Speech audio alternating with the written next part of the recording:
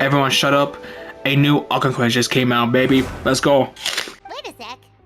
Isn't something important supposed to happen today? Oh, today's our big day! We're supposed to leave the Fortress of Mirapede! Come on, we've gotta go complete the release procedures now! Oh, finally, we got released today.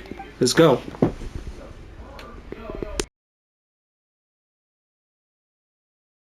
Please sign here. This document will be effective immediately upon signing, and you two may exit the Fortress of Mirapede via the regular channels. It's been so long since we've been to the surface. Let's hurry up and... Huh? Whoa, hey, what's going on? What's happening? What's going on? Oh, wait. The water. The primordial sea. No, is it breaking? Fuck. I wonder what that tremor was just now. Let's go ask the Duke. Is there something you wish to see me about? Yeah, what was with that earthquake just now? Ah, that. The tremor didn't originate from the seafloor. In fact, it seems it came from the surface. Over the years of serving as the warden here, I have developed a sense for distinguishing between what occurs on the surface and what occurs underwater. Besides, the seal that Monsieur Neuvillette set in place won't fail so easily.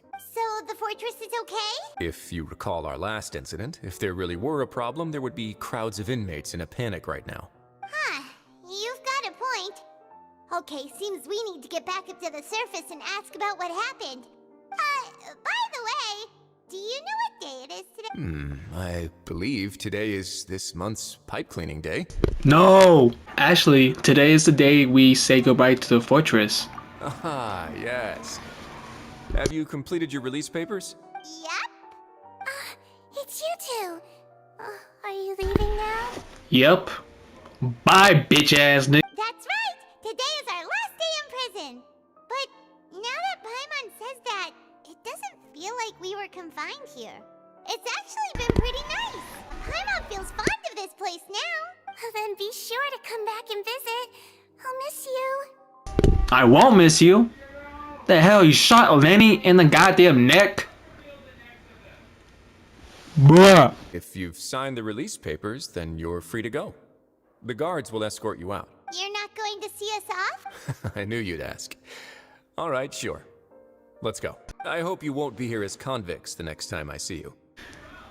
Stop looking at me like that. We'll do our best to stay out of trouble. Well, it seems our work in the Fortress of Mirapede is finished. That's the end of another chapter in our journey. And since Neuvillette was the one who asked us to come here, we should probably go report to him now. Next up, the Palais Mermonia. You're going to see Monsieur Neuvillette? Please pass on our kind regards. I'm sure just your regards will do, no? I believe it would be the polite thing to do. You're right. I've heard the Palais has been terribly busy these days. Tell him that I hope he hasn't been overwhelmed by the recent string of troubles. The Palais Mermonia sure is buzzing with activity today. Halt! Huh? Oh, it's you two. Apologies. Monsieur Neuvillette did say you'd be welcome at any time. Yeah. Excuse me, would you mind helping me take a look at this report? I'll be right there. Sorry, I've got my hands full here. You can see yourselves in. Everyone's so busy. Seems a lot has been happening.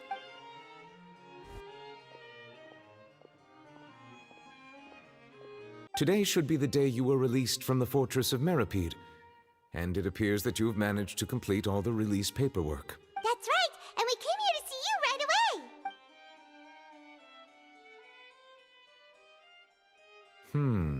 A massive whale. Do you have any idea what that might be?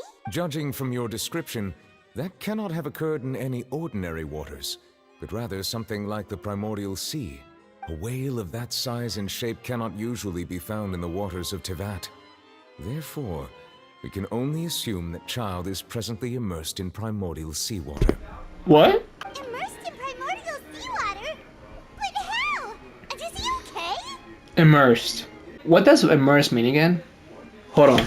Dip or submerge in a liquid. What? He's not from Fontaine, so he won't dissolve.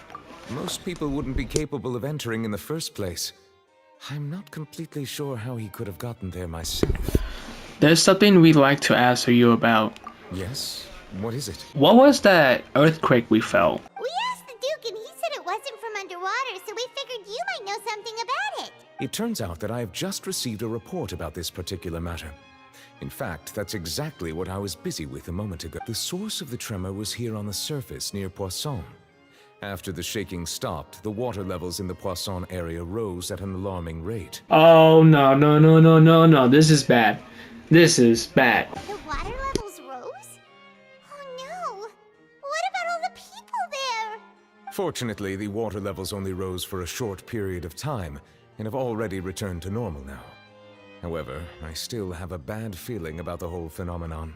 If the change in water levels is connected with the leaking primordial seawater, then the situation in Poisson may be much worse than it appears. Navia should be in Poisson, right? We need to go check on her! I would also like to go there as soon as possible, but I'm afraid I can't leave just yet.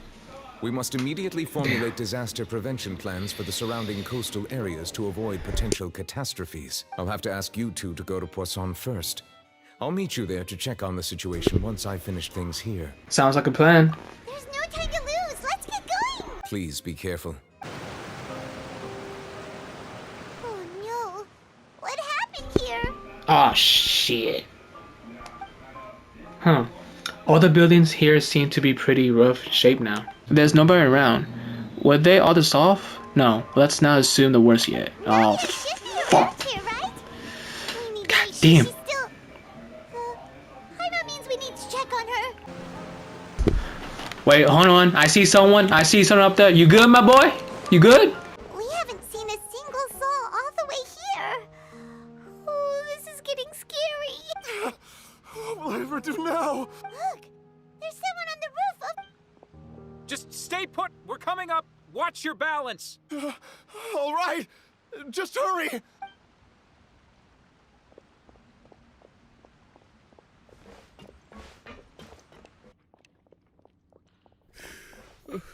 I'm not young anymore.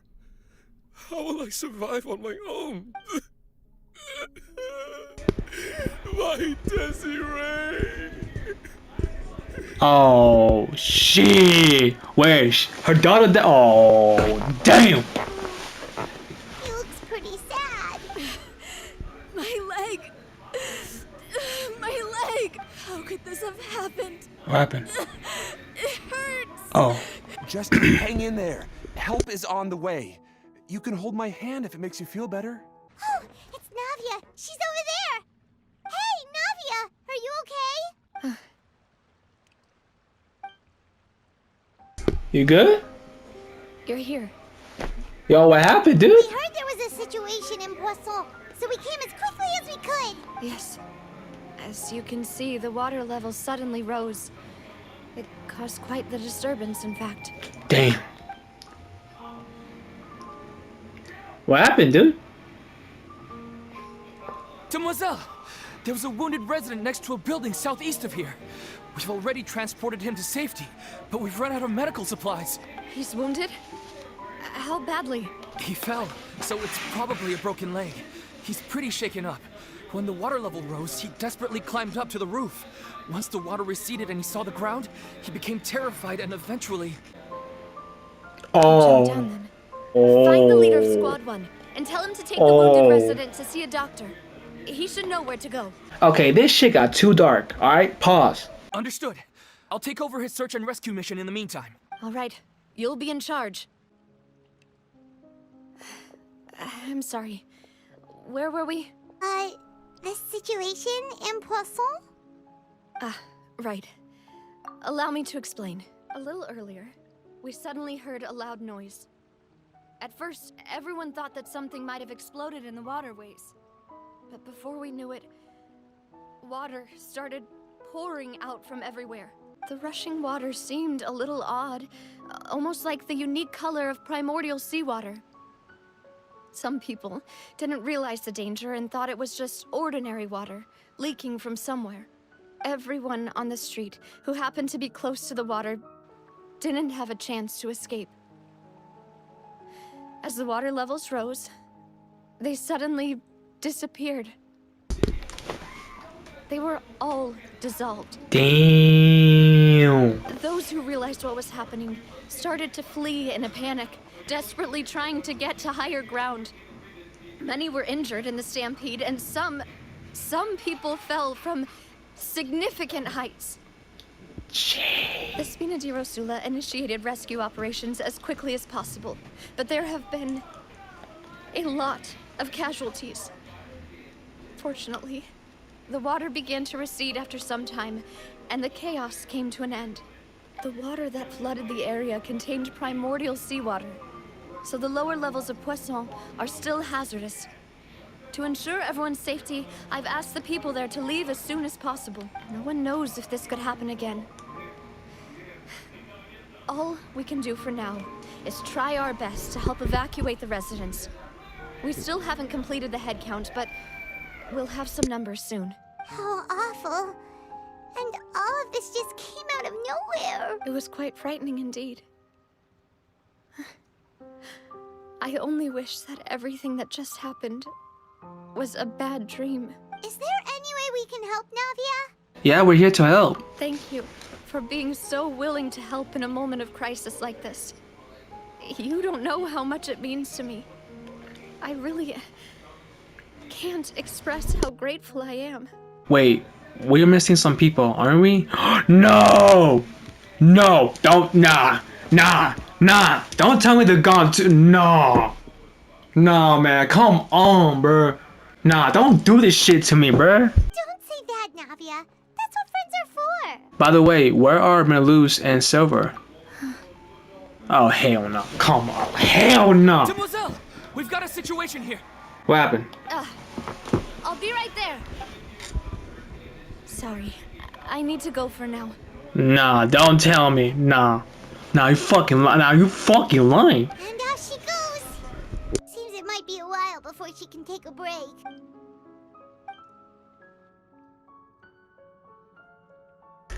Bruh, this shit got too deep. The wounded are being tended to, and we finished a preliminary head count.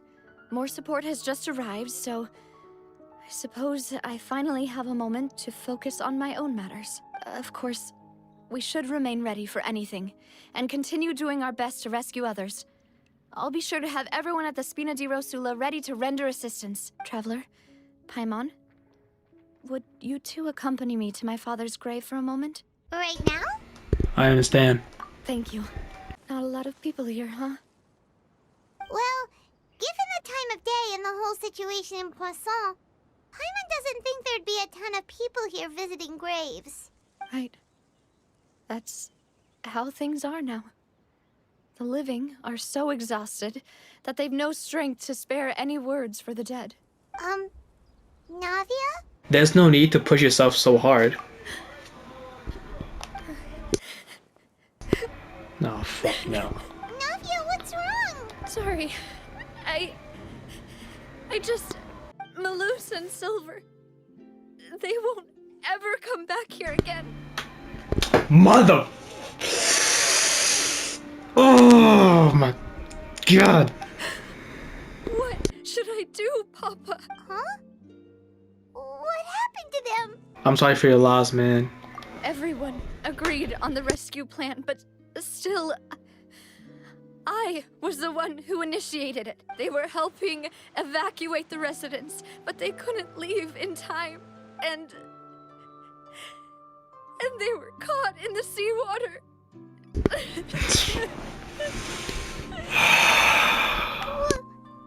What should we do? I've known them for so long. And I know they weren't afraid. But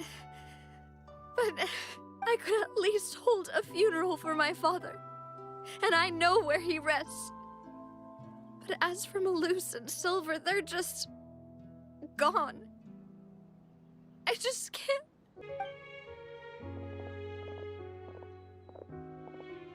Everything looks so clean after it rains. Bro, not a fucking flashback. I didn't expect that you'd enjoy a glass of red wine in front of Master Callus's grave. I can understand. Besides, the scenery here isn't half bad. See, it's not just me. I always want to bring something when I visit Papa. Perhaps we might even have a picnic. He wouldn't be angry, would he? Ah, how could Master ever be upset with you, demoiselle? Yet the cemetery is the home of those who have passed, is it not? Everyone ends up here sooner or later, no matter who you are. Buying yourself a plot in advance, are you? No need yet. But when I do, I hope you'll let me be buried beside Master Callus, demoiselle. Hey, stop joking around. I'm quite serious. That way, it will save us both the trip to see each other whenever you visit your father's grave. That makes sense. In that case, could I be buried on his other side? Man, don't do this shit to me, man. After all, besides Damn. you, demoiselle, the two of us could certainly be considered Master's closest companions, no? Personally, I believe we fill those shoes just fine. Why are you bringing this up all of a sudden? Seriously. All right. I'll remember your requests. But I'd really prefer not to talk about this stuff. And what do you mean by saving me a trip? I'd make the journey even if I had to visit you two somewhere else. I'd promised to let them rest in peace here. But here I am breaking that promise. I'm sorry for letting you see me in a mess like this. I don't usually cry, really. Paimon doesn't know how to help you feel better. But, well, she understands how you feel. I'd always thought I could make my wishes come true. But now that I think about it, that never solely relied on me. Many things can only be accomplished with someone else's help. Luce and Silver have helped me so much. But by contrast, I could do nothing for them. I'm so sorry. You can spend as much time as you need here, Navia. We'll stay with you. We're here for you, man. Thank you. Right now, you don't know how much that means. By the way, you can have a look at this. It's a list of victims from the incident that took place here. Obena, Khan, Burnett, Giverny, Francine, Karina, Daisy Ray, Joinville, Julianne, Esson, as well as Malus and Silver. So, everyone else is safe. But still... It's okay. I know what you're thinking. And you're right. We lost Malus and Silver. But we were able to save more than we anticipated. The overall outcome indicates that the cost was worth it. No one's sacrifice is truly necessary. Right. Don't think that way, Navia. One person might be saved at the expense of another, sure, but that isn't something we should ever consider a trade. Malus and Silver were not the price for saving anyone. They're heroes. You're right. Thank you, Paimon. Yeah, man, they're heroes. What you said just now was pretty amazing, actually. I'll remember your words. Oh, really? Seems you've become more eloquent. Oh! No! Girl, what is you doing here? The knave? What are you doing here? The fuck you doing here, boy? Is everything going well on your side? Yes, my people are carrying out the mission according to your request. All the residents of Poisson have been evacuated, and we're preparing to relocate them to higher ground. As for these supplies, we have everything taken care of. There is no need to worry. Thank you very much. Wait, do you two know each other? We just met recently. Right, Miss Navia? Usually, I would call this a coincidental encounter. But that doesn't quite fit this time. Besides, it never even crossed my mind that a Fatui Harbinger would come looking for me. Thanks to the Knave, Spina di Rosula received generous support from the Fatui, which allowed us to complete the rescue and evacuation work so quickly. Yeah, I probably might stop teaming with the Faturi right now, because if you keep teaming up with them, shit is about to get real. Mutual aid is essential to fostering positive developments. We were already in the area, in any case, so it was nothing. That said, I must say that you're a lot sharper than you let on. I'm sure you understand what I mean. I apologize for all the ways in which I tested you previously. We've never worked with a Fatui before, and it's extremely important for us to know who we're working with. My subordinates have reported that Fatui soldiers have been observing water levels and taking head counts in various locations. I hear that they've also prepared a large amount of emergency supplies. I'm quite surprised. This is nothing to brag about, nor do I intend to. It is simply the way of powerful organizations to act forcefully, whether they are doing good or ill.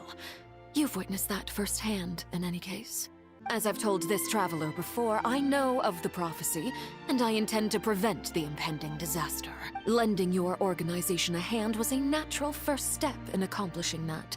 As such, do not be troubled by this token of our sincerity. Perhaps one day, you'll also be able to help me in the same way. Without your help, there would have been many more casualties. I won't forget your kindness. Furthermore, I sincerely regret what happened to Malus and Silver. I only wish that my people could have arrived a little earlier to prevent this from happening. Don't say that. You and your subordinates did everything you could. As Paimon said, Malus and Silver didn't choose to sacrifice themselves for any specific person. And they weren't the price paid for other salvation. They chose to become heroes themselves. I've never liked hearing people put it that way. It's like trying to relieve pain by saying some noble-sounding words. But right now, there's nothing more suitable. They really did become heroes. You're right. I'm sorry for your loss, Miss Navia. Water is life to Fontaine's people, and it also spells disaster. It's no wonder that people always say that prophecies represent fate. Fortunately, I've never been one for such opinions. So, you're one who will try to change fate, then? Of course. That is why I'm going to Hotel Bouffe de Thé. I still have some things to take care of, and the children need my attention. By the way, Traveler, Paimon, one more thing. What? What do you want? Traveler, I'm sure you remember that I said we could work together when we had the chance. Yeah, and I said no. You and I both know that there may be issues with the Primordial Sea. Previously, it was the Fortress of Meripede's sluice gate, and this time it was the water levels in Poisson. These are both signals. So the time for Jolly Corporation has come? Indeed. Allow me to share the latest intel I've received from the House of the Hearth's intelligence network with you. During some recent investigations, a child claimed to have discovered some ruins near Poisson. The ruins date back to ancient times, and seem to be worth investigating in many ways. Judging by the dating of the ruins, they may be related to the prophecy and the coming crisis. The situation is becoming more urgent, so any pertinent information will prove extremely precious. My people initially came to prepare for ruin exploration. Unexpectedly, this disaster struck, and at present, we're all busy prioritizing the rescue effort. So that's why the Fatui were already in Poisson. I wanted to take the children along, but unfortunately, Linny, Lynette, and Fremine have all been dispatched to higher ground to assist affected residents. Linny told me that outside of the house, the person they trust most is you. He did say that? Okay. Which is why I want to give you this task. Ah, shit, okay. Can you really trust an outsider like me? The House of the Hearth's members see each other as family. But Linny, Lynette, and Fremine said that they also see you as such, even though you are not from the house. I'm sure you already understand how earnest they consider their friendship with you to be. Oh, that somehow makes Paimon feel kinda happy. Nah, for me, I still don't trust those Fatui niggas, man. For real. The intel I just shared about the ruins could fetch a high price. But since the children consider you family, it's only natural that I freely share it with you. Got it! So all we gotta do is go to some ruins, right? We can handle that. Yeah, light work for me. Excuse me, but may I tag along? You wish to join, Miss Navia? But are you sure you're up to exploring some ruins? You need to rest. Well, I'm sad, yes. But I can't just go back and plop myself into a chair by the roadside and do nothing. There's no point in being depressed while we still have a disaster on our hands. As my father's successor, I must live up to the hopes he had in me. Besides, I'm also doing this for myself. I need something, a distraction, to keep my mind off Malus and Silver. Navia's strong, but she needs company right now. We can't be that company if she does to explore the ruins with us. Since you put it that way, Mm-hmm. I have no objections. What do you say, traveler? We will go to the ruins together, and I swear to God, it better not be some bullshit. All right. The ruins are to the south of Poisson. Here's the map. Okay, the three of us will handle it. Come on, let's pack up and get going. The floor here isn't safe. Oh, wait, that scared me, dude. Oh, dude, that scared me, dude. This place has also been contaminated by primordial seawater. Yeah. And a lot of it, too. A Fontainian would most likely dissolve the moment they fell in. You should go back to safety, Navia. Right. You can't go down if there's primordial seawater. It's too dangerous, and it won't be any help for you to just stay here. Don't get by my wrong. We're not saying you're useless. It's just that...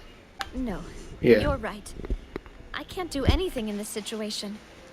I'll leave this to you. From the look of things here, maybe there's no way back. Shit. Oh yeah, you're right. You can't. That complicates things. Maybe the only way left is forward. Or you could just stay where you are right now. In that case, do you want to wait for us here? The water levels here are unstable, and there's a chance the water will rise. So staying here wouldn't be safe either. I'll go together with you. Perhaps we'll find the exit just up ahead. All right. Come with us for now then, but please be careful. Oh man, I swear to God, I swear to God, bruh, if Navia dies, nah, bruh, we.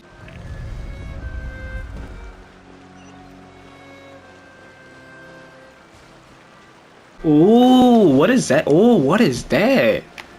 Oh. Hey, to be honest, it kind of looks pretty, but damn, what is that? Wait, is that connected to the sea water, the primary sea? Oh shit. Okay, so how do we do this? Do we not like kind of? Oh shit! Run, running, run! Oh no!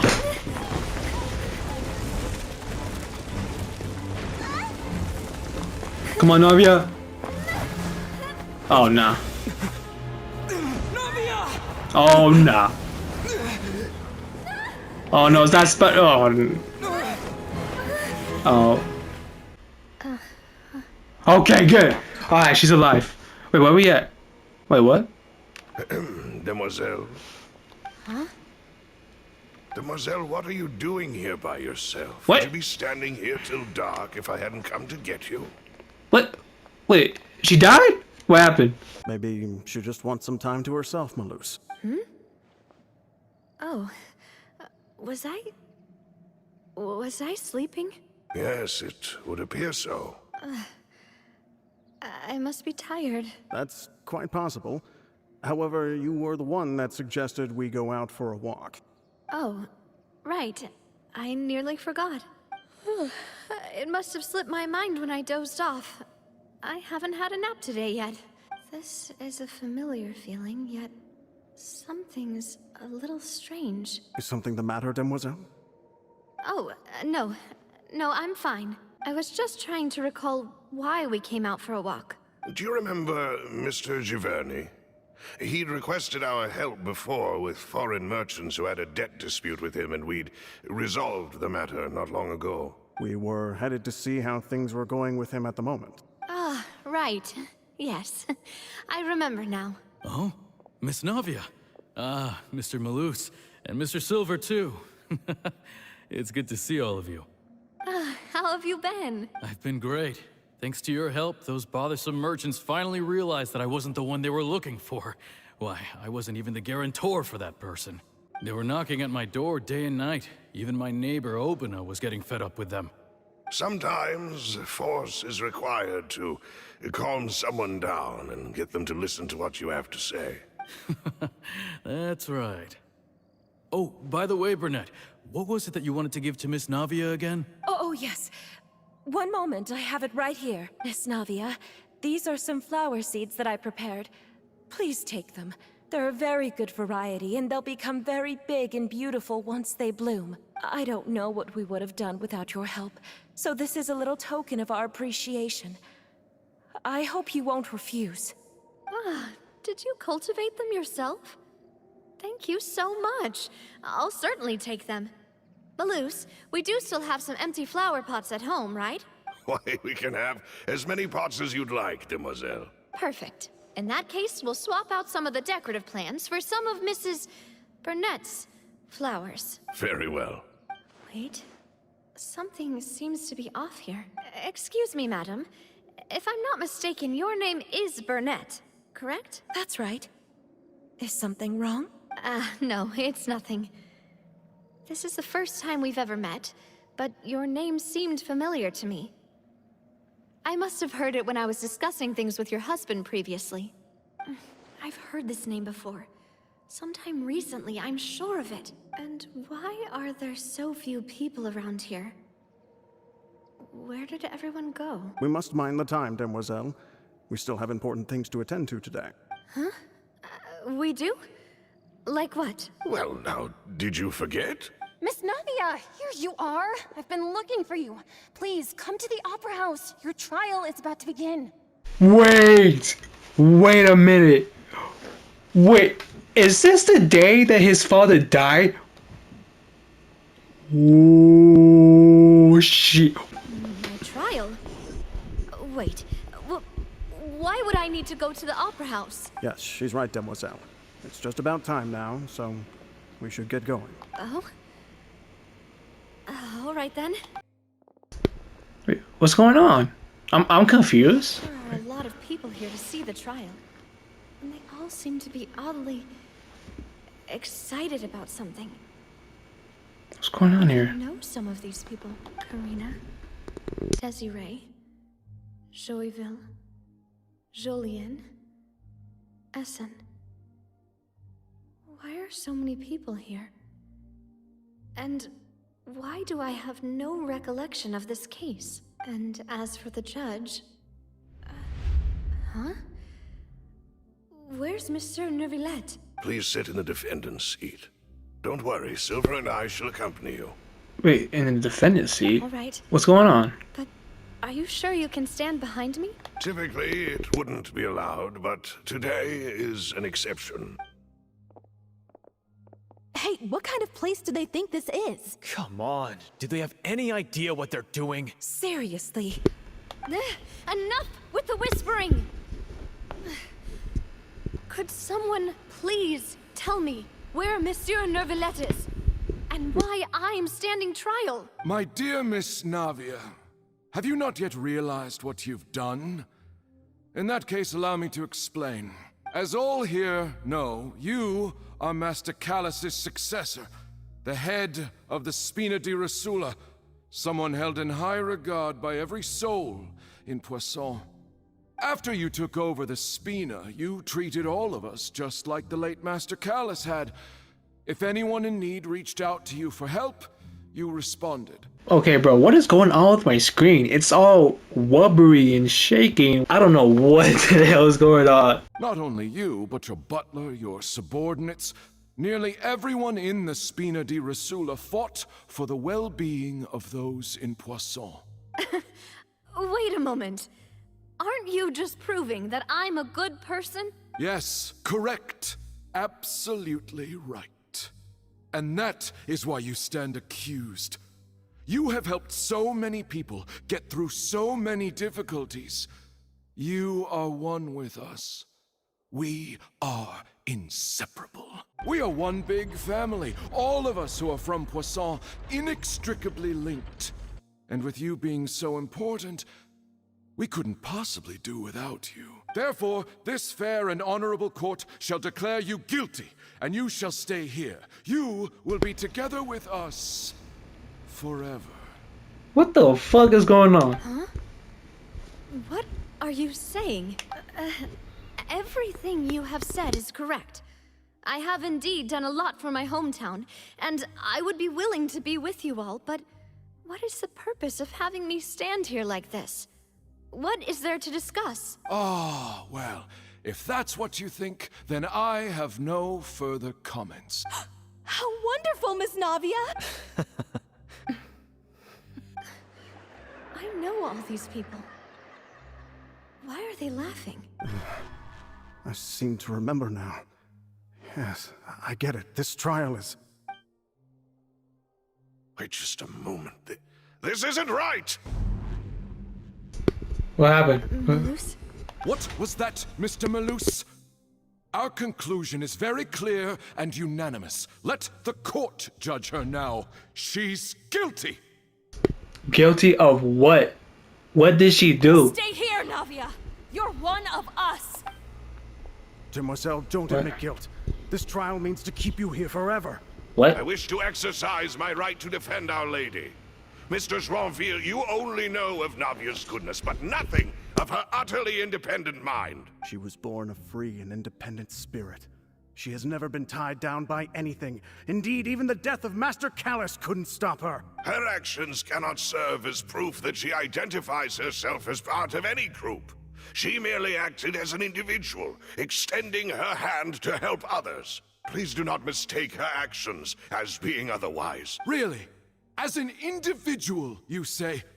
Don't forget, we are all Fontainians here. This is the nation of justice, the nation of Hydro. Even if Miss Navia only voluntarily rendered her assistance, that doesn't change the fact that her beautiful soul must return to everyone. Water accepts all, blends with all.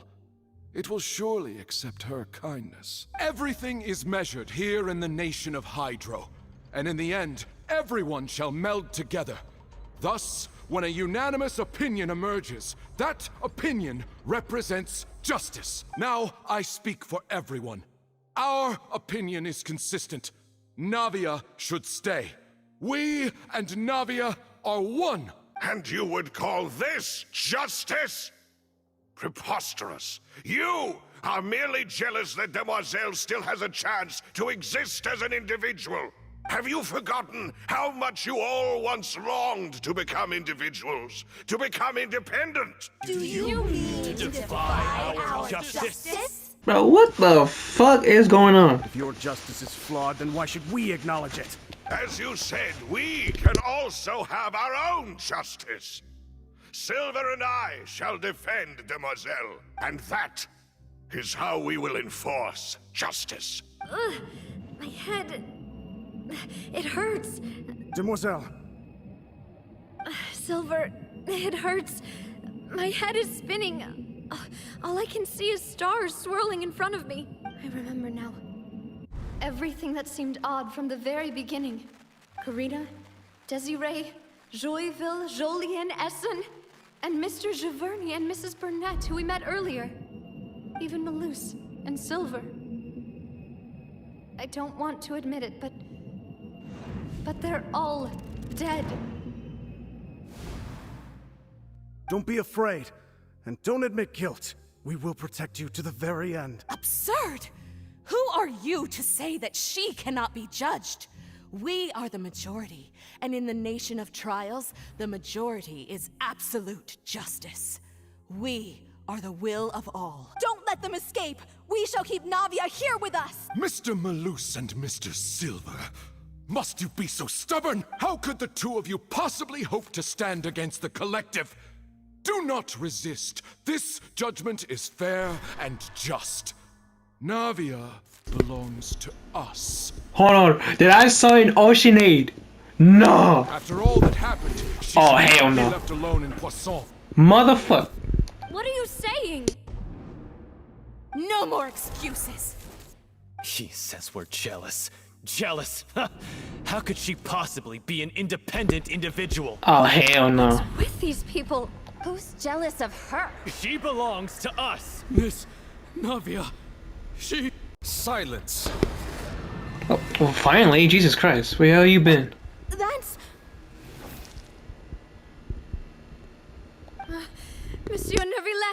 Such commotion is prohibited in the court. The accusations you just presented are nonsense and cannot constitute a proper trial. The court will adjourn for the rest of the day. In this, I shall hear no objections from any unauthorized party. Our thanks, Monsieur Neuvillette. Please leave with me, Miss Navia, while there is still time. But... Go on now, demoiselle. This is your only chance to leave this place. What, can't bear to leave us behind or something? Malus. My apologies. I couldn't resist making one little joke once I realized that this shall be our last goodbye. Damn. Damn. Malus. Silver. Quickly, you must come now. Goodbye, demoiselle. Farewell. Just like that, huh? No, wait! Just a second! Navia? You're awake. Good. Oh, you're here too. What's up, man? I must have been dreaming.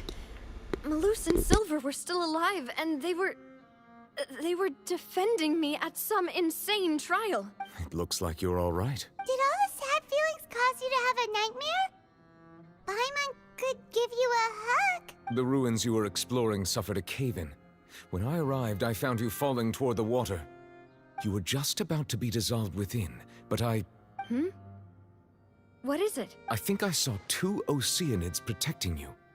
It was only for a moment, perhaps even a fraction of a second, but they gave me the chance to retrieve you. Were it not for their intervention, I would not have been able to rescue you before your consciousness dissipated. Wait, did you say Oceanids? You mean like what happened with Vache? So people that are dissolved become Oceanids? Wait, was it? Oh, man. Damn! Perhaps those 2 Oceanids were the people you saw in your dream. I always told them that they didn't have to protect me. To think that they'd keep doing so even after death. Please come with me.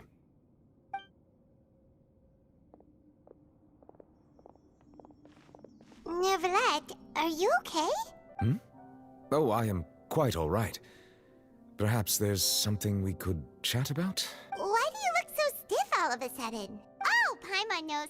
You're the type who feels awkward when there's nothing to talk about, right? I merely thought that we should give Navia some time to herself. Huh? Why didn't you just say so then? Don't you think it's even more awkward to call us over like this and then have nothing to talk about? I suppose so. By the way, Sigewine sends her regards. Ah, Sigewine. Sigewine, my I bad. hope all is well with her these days. Her work in the Fortress of Meropide has not been too much for her, has it? No way, don't worry. She's doing fine down there. She's an amazing head nurse. I see. Well, that is good. I have always worried that Sigewine would need a lot of time to understand the world of humanity, just as I have. Oh, and the Duke also says hi. Even though Sigewine made him do that. He hopes that you haven't been overwhelmed by all that's happened lately. Thank you. I have indeed been busy lately, and I also hope that everything is going well in the Fortress of Meropide. He still doesn't know what to talk about. Let's chat about something else then. You're an expert here, Paimon. What should we talk about? How did you find these ruins? Did the knave tell you? Yes, in fact. I had arranged to meet you in Poisson, but when I arrived, I discovered that the Fatui were helping the residents evacuate. They had even transported a large quantity of supplies to the area. Amid my astonishment, I ran into the knave, and we had a chat. She informed me that she had asked you to investigate the ancient ruins here. Yeah, we originally planned to meet up with you, but we thought you might still be busy with all those official documents. We didn't think exploring the ruins would take very long, and who would have thought you'd wrap things up so quickly? I hope Navia can't get back on her feet. I'm sorry to have kept you all waiting like that. I'm feeling much better now. I guess we should get going again. Will you come with us, Monsieur Neuvillette? Yes, if you wouldn't mind my company. All right! Another one joins the party! Let's get going then! Oh no. God damn it. God damn it. Move, nigga. Oh shit. Move. Move. Move. Okay, we're good. No. God damn it. Okay, we're good. We're good. We're good. Ah, shit. Here we go again.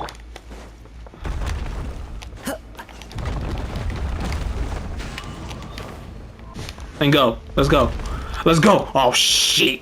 Let's go. Go, go, go, go. Ah, we made it, boy. Let's go. We made it. Easy.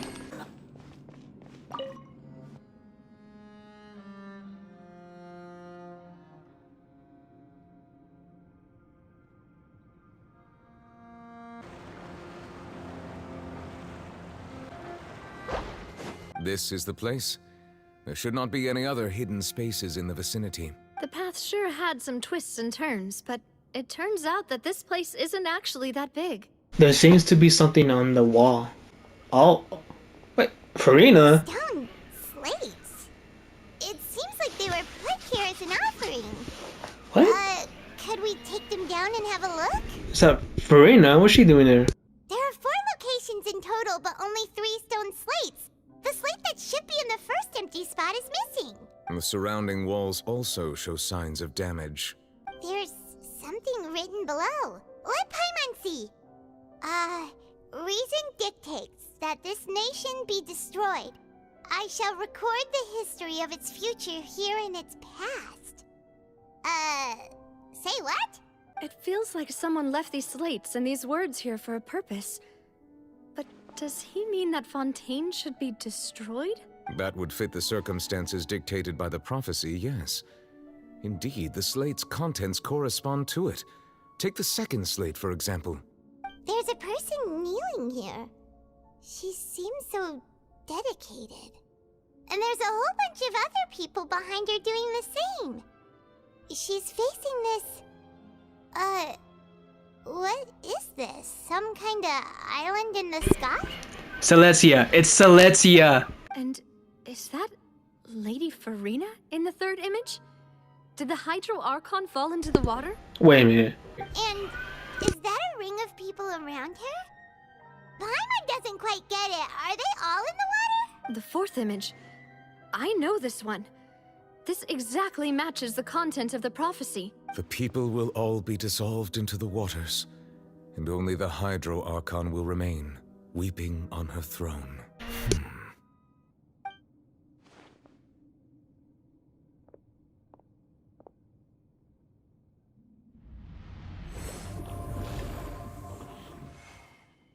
Oh, what'd you do?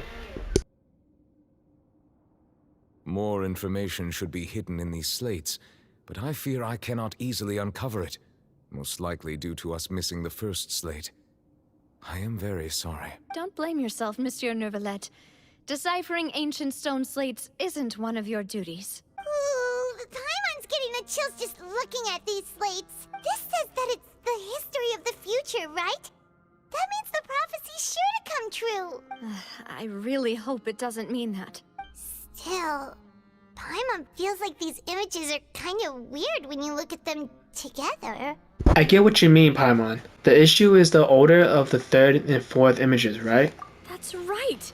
If the images are in chronological order, shouldn't the fourth, the waters drowning Fontaine, come before the third? Where the Hydro Archon herself falls into the water? And yet the order is reversed here. Oh, wait a minute. The second image is quite concerning. What sin are all the people in the images confessing to? Celestia? If we go by timing, Lady Furina only emerges in the third image. That means that the person in the second image might be the previous Hydro Archon. Egeria, then. I had never met her, but her appearance here does match the records. The previous Archon kneeling before the floating island in the skies, as if confessing a sin. Did she herself commit that sin? And if not, why would she be in such a posture? Also, I'm still wondering why these ancient stone slates are here at all. Judging from their contents, could this place be the origin of the prophecy? Does that mean that someone, or some people, once saw these slates? But who would have created these slates and left these words here? It seems that any further clues will have to come from Furina. There's no time to lose. There's nothing else to be gained here, so let's head back first. Yeah, we better get somewhere safe for now. Honestly, who created these slates doesn't matter now. The real question is whether things will truly play out as the prophecy foretell us or not. Let's split up here. I'm going to check on what's happening with the Spina. You know how it is. There's some things you just need to be there for yourself. You still have energy for that, Navia? Paimon's already beat! Just head back to the Fluvsandra and have a rest then. Thanks for keeping me company all this time. I'll depart as well. Thanks for your hard work today. Rest well, everyone. Traveler, I will go talk to Furina tomorrow morning to ask about the stone slates. I'm sure that you're concerned about this matter as well. If you have time, drop by my office. I will share the results of our discussion with you. Alright, see you tomorrow. Are you really gonna talk to her about this directly? Will that be a problem? Paimon's getting a little scared now that it's come to this. She has long been harboring secrets and will not give them up easily, which makes it all the more my duty to ensure that she understands the present situation. Alright, we'll leave it in your hands then. You're probably the best person to talk to her anyway. I will be carefully considering my words tonight. Traveler, Paimon, our safe house at the Fluvsandra is always open to you as ever, so please don't think you're an imposition. Welcome back. We've got a special menu prepared for you two tonight.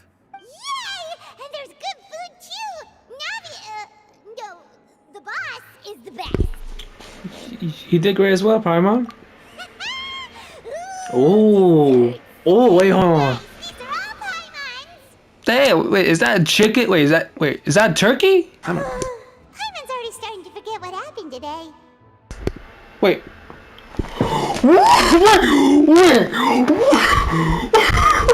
Oh no, what you doing here, Fontaine? A voice. Is that who I think it is? Mona? Huh? Mona? Mona? What are you doing in Fontaine? What are you doing here, Fontaine? Lady Magistus, did the stars not tell you that we might meet here? Seriously, nobody just uses a scry glass whenever they've got time to just see who they'll meet on the road. Still, we didn't expect to see you here. Wait, you're not a Fontainian, are you, Mona? Well, I have some business to attend to here, so I booked a hotel in the city. I was just out for a stroll when I bumped into you. Quite unexpectedly, if I might add. Why did you think I was from Fontaine, though? Is that because Magistus doesn't sound much like a Mondstadter surname? Yeah, let's go with that. Well, I used to have my own surname, which was, well, some other thing. Either way, the old hag told me when she took me as her disciple that the first step to being a great astrologist's pupil was to change that name. There was nothing for it, really. She really is amazing at astrology, so I changed my name to what it is now according to her wishes. To my surprise, however, Magistus is not the name of some ancient house or clan. It isn't? Nope. Although it is used by us in place of surnames, it generally just means great. Wow! Imagine including a boast in your name. Wait, are you gonna have to put that into your genealogy as well? I reckon so. In any case, I'd give my disciple a name like this as well, if I were to take one. And may I ask what your master's name is? Astromancer Barbeloth Trismegistus. What? My name means Mona the Great Astrologist. As for the old hag, hers is, in plain speech, the thrice-as-great Scholar of the Stars. Just take it as a title specific to astrologists. Huh? Thrice as great? That's so... I know, right? That's just how she is. She used to call herself Magistus, actually, but once she took me in, she changed her name to Trismegistus. Talk about excessive. Magistus is thus the calling card of our school, so to speak, which makes it about the same as a surname. It's all right if you don't get it. You can look into it further should you need to study astrology more deeply. How about triple strength traveler or triple appetite Paimon? But anyway, you're not Fontainian, are you, Mona? You're from Mondstadt, right? Well, I was born in Mondstadt, yes. My parents migrated to Dorman Port, and I traveled with the old hag for a while, after which I settled down in Mondstadt City. Oh, that's a good thing then. At least we know you won't be dissolved by Fontaine's waters. Speaking of that, I'm sure you're aware that a bunch of things have happened here in Fontaine, right? I know you're not a local, but I'd avoid getting too close to any water that looks strange all the same. There's something ominous about it. Well, the water, I mean. Did you came to Fontaine because of the prophecy, Mona? That was the main reason, yes. Just a while back, the Steambird invited me to take part in a panel and speak about the circulation of the prophecy as an astrologist. The invitation was sent quite early on. I don't think anyone expected Fontaine to be in this much trouble. What do you make of that prophecy, Mona? Just tell us what you think as an astrologist. Your word would go a long way to make things more certain and less scary. What I can tell you is that I'm an astrologist, and that this prophecy concerns the fate of Fontaine, even that of Ultivat. Ascertaining this is akin to reading the fortune of the whole world. I'm afraid that this is not something that just anyone can do. If I could do it, you would no longer call me an astrologist, but a visionary. But on the flip side, the prophecy is so huge and powerful that it must surely come from a powerful visionary. Its contents involve the fate of the world. Disregarding it would be a mistake. A visionary? Sounds really powerful and all, but does such a person really exist? Of course. The old hag could do it, and I'd bet there are others amongst those Hexenzirkel colleagues of hers who could do something similar. Could you help me get in touch with your master? Huh? Are you sure? All right, I'll help you. It isn't often that I see you with such a serious look on your face. I'll tell you once I hear back from her. Thanks, Mona. You're amazing as always. Oh, well, this is something only I can do after all. So yes, your praises are quite welcome. That's the greatest of astrologists for you! Of all the people we know, you know the star's the best! Indeed, indeed. That's the spirit. Oh, sorry. I came to see what all the commotion was about. If there's anything you need, do not hesitate to inform the Spina di Rosula. Oh, whoops. Guess we were getting a little too carried away there. Well, I'll go tend to my own business now. If I receive any news, I'll be sure to come find you two again. And there she goes, quick as rushing water. And here we are with the Spina guy giving us suspicious looks. Try to keep it down, Paimon. If Paimon hadn't spoken for you, it'd be you getting all the weird looks. The things Paimon does for you. Alright. Thanks, Paimon. Jeez. That's more like it.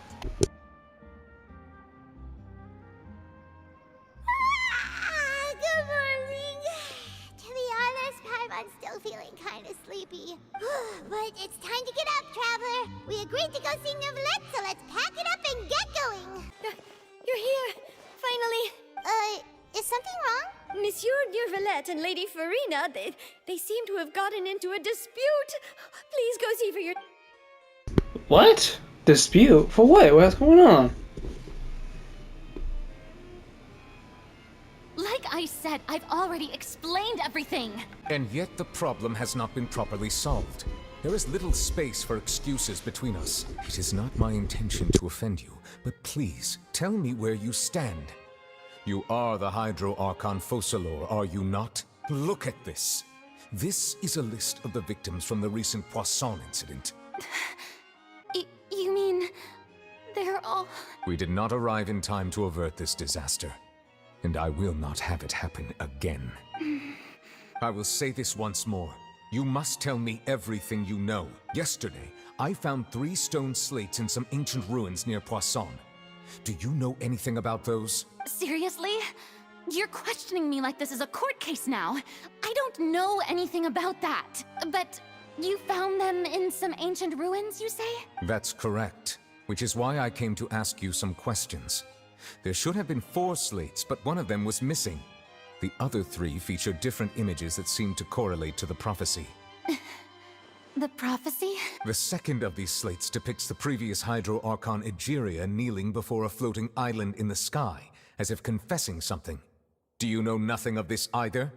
I don't. I've never seen such slates. I'll ask you again. Do you really have no information regarding the previous Archon? My deciphering of the slates indicates that the Hydro Archon Egeria once had to confess to, or apologize for, a certain sin. If anyone would know about it, it should be you. All gods don't have the same secrets, you know. She was herself and I'm me. Is it really so strange that I know nothing? I understand your concerns, but I'm sorry. I just don't have anything to tell you. Forgive me for saying this now, Lady Furina, but I have long known of your various secret investigations into certain matters. There are several indications that you have been investigating the prophecy on the sly. This is not strange in itself, considering that you are the Hydro Archon. But it is strange that you should also claim to not know any of Egeria's secrets, as well as do nothing following your inquiries. You have never been as superficial as you have presented yourself to be, nor are you a fool. And yet, your behavior is very inconsistent. Dang. So you've been watching me all this time, have you? I didn't think you were that type. You...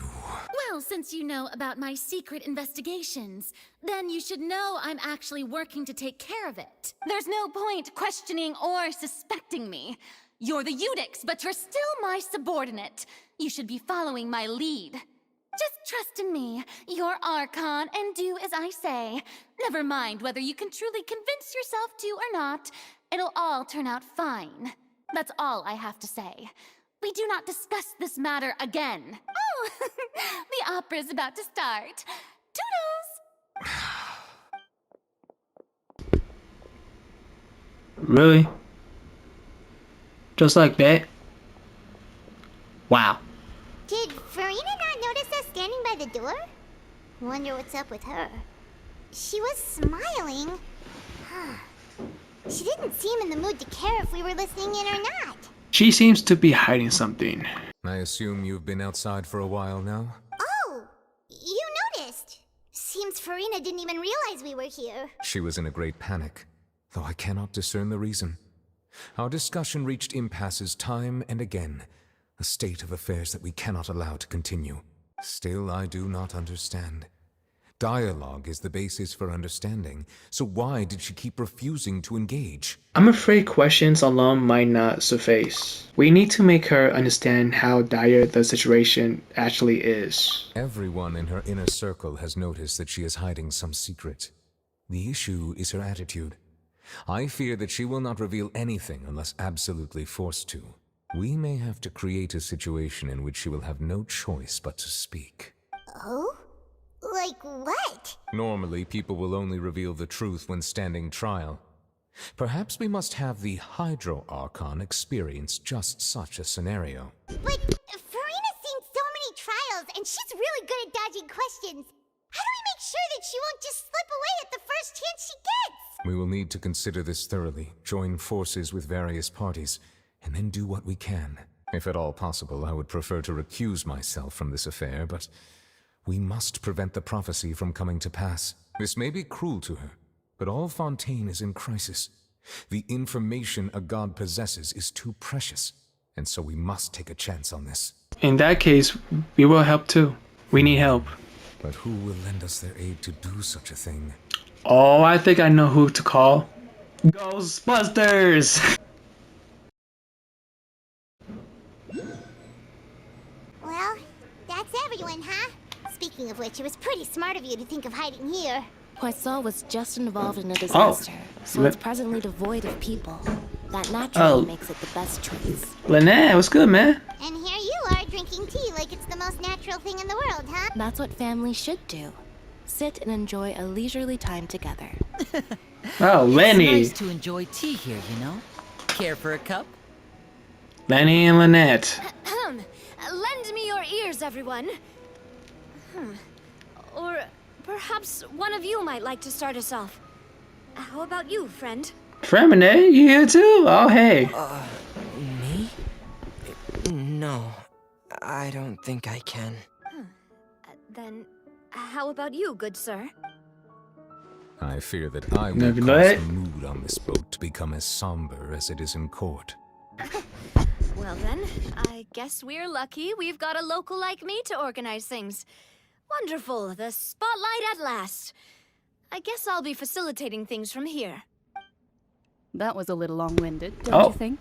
Chlorine here too? You here too, Chlorine? Oh shit. Oh, you might be right. Anyway, to cut to the chase, our friend here, the Traveler, has brought us together to discuss something. As for what that is, well, let's start by saying that we'll be pooling our efforts together to create a series of traps. Oh, how intriguing. Well, it's just an expression, really. One that I just learned from Chlorand, and used on the spot. So, let's invite her to explain in detail. A round of applause, please. Huh? Didn't you say that you would be facilitating this? Oh, come now. Your work doesn't involve much public speaking, right? This is a good chance to practice. You might even pick up some fancy oratory tricks to impress your boss with in the future. I see. And what does my boss say? He is glad that you consider him your boss. Do go on. In that case, do any of you have experience hunting? Not that I recall. Fremine and I once used a wooden stick in a basket to catch wild rabbits when we were younger. As for Lynette, oh, right. You were sick that day, weren't you? I've also gone diving to catch some fish before. Does that count? I'm afraid not. You may or may not have heard, but Fontaine once played host to a group known as the Marechaussee Hunters. Though that was their name, they did not hunt animals, but rather various monsters left behind by the ancient dynasty of King Remus. Today, Fontaine's monster population has already thinned greatly, so the hunters have blended back into society, taking up arms in other lines of work. They even left a unique methodology of hunting in their wake. A trap comprises of the following components: bait, a trigger, and a containment device. Sometimes a lethal implement will also be necessary to deal with the prey. So, if we were to build a trap together, right now, what would you choose to build it with? For me, I would prefer something basket-shaped. Pigeons and rabbits will see the bait and naturally enter the snare. Our line of work requires a deft hand, and we're some of the best in the industry, so you can count on our techniques. You used some of those techniques while moving the people of Poisson, didn't you? My subordinates mentioned that you even performed some magic for the bawling children. Yes, and I even managed to gather some intelligence in the meantime. I'm quite the multitasker if I do say so myself. I'm afraid I can't claim that as my strong suit. I prefer more stable methods, like placing bait in the water and waiting for the fish to come within reach. That's the kind of method I would count on. Calm and steady. Exactly the kind of person who would catch loads of fish. And I can be their assistant. With discretion, I'm sure. I'd probably use some sort of mechanical animal. Papa once bought me some small clockwork squirrels, mice, and such. When placed in the forest, they can attract others of their kind.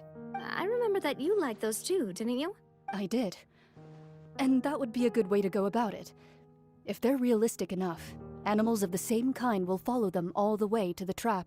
What about you, Monsieur Neuvillette? I fear I do not have any related experience. That makes sense. You usually solve problems directly, without the use of any such tricks. But I do have one more question for you, Monsieur. If we were to create a trap now, how would you design it? I would like for it to be effective, but bring no harm to the prey. A more gentle trap would be ideal. Kind, as always. However, our intention doesn't necessarily change the containment device and the type of implement we need. If we wanted to kill the prey in one strike, we would need a powerful implement. However, that also goes for prey that must be captured and safely contained. Wait, why's that? Only a hunter who's a true expert at subduing their prey can snare it without harming it. The line that divides life and death is often exceedingly thin. So are we going hunting together? We hadn't thought of seeing ourselves as hunters. It kinda works, but maybe it's still not the best metaphor. If our means of capturing and dealing with our prey is to put them on trial, and the hunting metaphor is actually quite accurate. But we shall require much more courage than any hunter to judge a god, a being whose seat is an exalted throne. That's right. Oh, so that's what's going on. Sounds very interesting.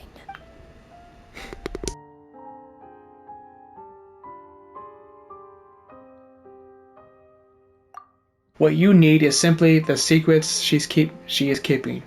Attempting to take her secrets as an act of scholarly disrespect, but must be done to prevent Fontaine from sinking into the waters as foretold in the prophecy.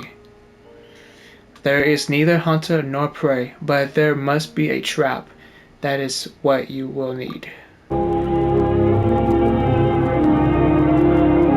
Back at the Fleuve Sondra, Traveler and Paimon are met with a talking teacup. This familiar voice is the same prophetic voice that they heard back in Sumeru, the Hexen Circle witch, N. N has arrived in place of Barbeloth to inform Traveler a couple things about this prophecy. Although fate cannot easily be changed, fate is merely from the perspective of the gods, and the gods' gaze has blind spots. Traveler contemplates N's words and has a great introspective moment. If they knew the world was going to end, what would they do? The citizens of Fontaine are all optimistic in their answers, living life to the fullest until the very end. Traveler and Paimon rest in the Fleuve Sondra, but one day they are approached by Isadora, who informs them that a small-scale riot had broken out in the Opera Epiclese. Some people had accused Furina of not doing anything to prevent the prophecy crisis, causing Furina to run out of the opera house. Paimon deduces that Furina must be in Poisson, consumed by overwhelming grief, and thanks to her deduction skills, the pair indeed find Furina crying in Poisson. Furina, you were crying just now, weren't you? The tear stains on your face are obvious. What do you mean, tear stains? Oh, I remember. The show at the Opera House earlier this morning was so moving. Who did that uncivilized rabble think they were, disturbing my enjoyment of the arts? They even dare to tout their Archon. I must teach them a lesson. I can just imagine their twisted and frustrated faces once they realize that I'm nowhere to be found. Oh, and I'm sure Nouvellette and those people from the Maréchal Phantom are freaking out right next to them too. Stop trying to act tough, you know. Of course not. Hey, there she is! The Hydro Archon's over there! Oh shit. Quick, after her! Furina, those people seem to be after you. They are? They're just some rabid fans who want to cut the line because they haven't been able to meet me in person, aren't they? That's against the rules. I can't let them get their way. Quick, we have to catch up with her!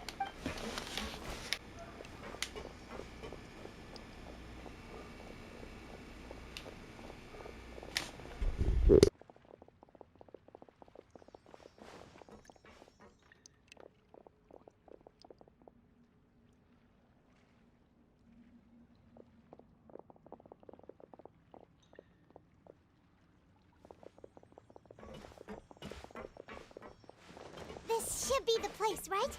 Hey, Furina! There's a good hiding spot over here. Quick, come to Paimon before the rest of them catch up to you. What is this place? Hurry, they're almost here. Fine. I suppose haste is warranted. Lead the way. I'm so tired. I totally thought they had caught me. No, I mean, I merely gave in to the sheer enthusiasm they displayed. This place is now what I call soundproof. You're right. Yep, that's a good girl. Oh no. Oh no, it's happening again. What's happening? The ground's shaking. Is it an earthquake? Another disaster just struck, I expect. Yeah. A quake of this kind preceded the flooding in Poisson, did it? It can't be. It's happening again. Well, there's no need to worry too much about that. Nouvellette's made some emergency plans, so the evacuation should go a lot smoother this time. Yeah, I hope you're right. But the people of Poisson, they've already Has Furina finally reached her limit? Now that she's talking about her actual feelings, she's starting to look far less stiff. It's true. I've been investigating the prophecy for hundreds of years. Fucking knew it. I once had informants all over Teyvat, searching for clues and feeding information back to me. I've tried all kinds of ways too to hold back the sea. Anything to keep the coastline from advancing. But all my efforts proved to be futile in the end. Really, the truth has been clear to me for a very long time. We cannot make an enemy of the divine. No matter what we do, the will of the heavenly principles will have its way, and the prophecy shall be fulfilled. But even then, you still haven't given up, right? Give up. I do love the sound of that phrase. It would mean finally coming to terms with fate, but also for me to finally be free. But that would also mean that all hope will disappear. Indeed. I've thought about giving up so many times, especially after we almost lost Poisson. Fate is really unreasonable, isn't it? It has no heart and obeys no rules. The prophecy has only just started to come true, and so many people have already lost their lives. But just now, it all became clear to me. I still don't have the right to come to terms with fate on behalf of everyone else. As long as the final moment hasn't come, it's still not too late. Don't worry. I will keep hope alive for everyone until the very end.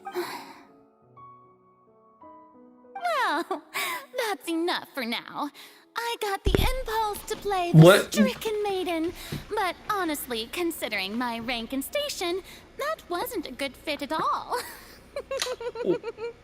Well, that didn't work. Don't take any of what I just said seriously. How could I possibly let Fontaine fall to the whims of trivial prophecy?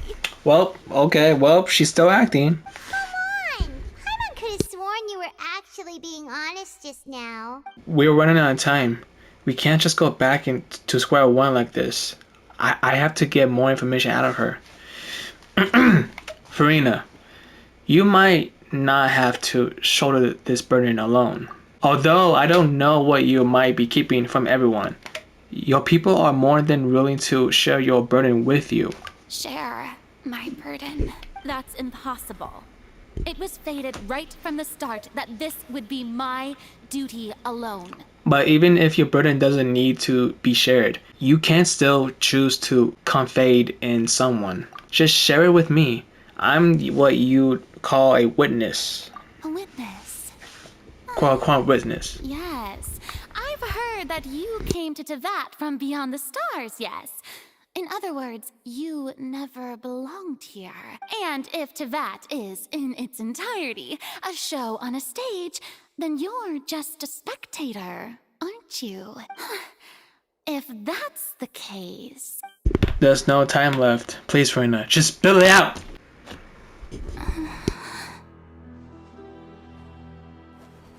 Come on, come on!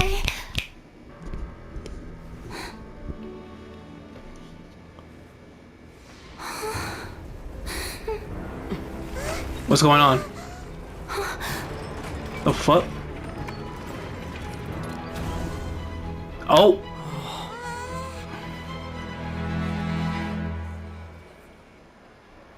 Oh.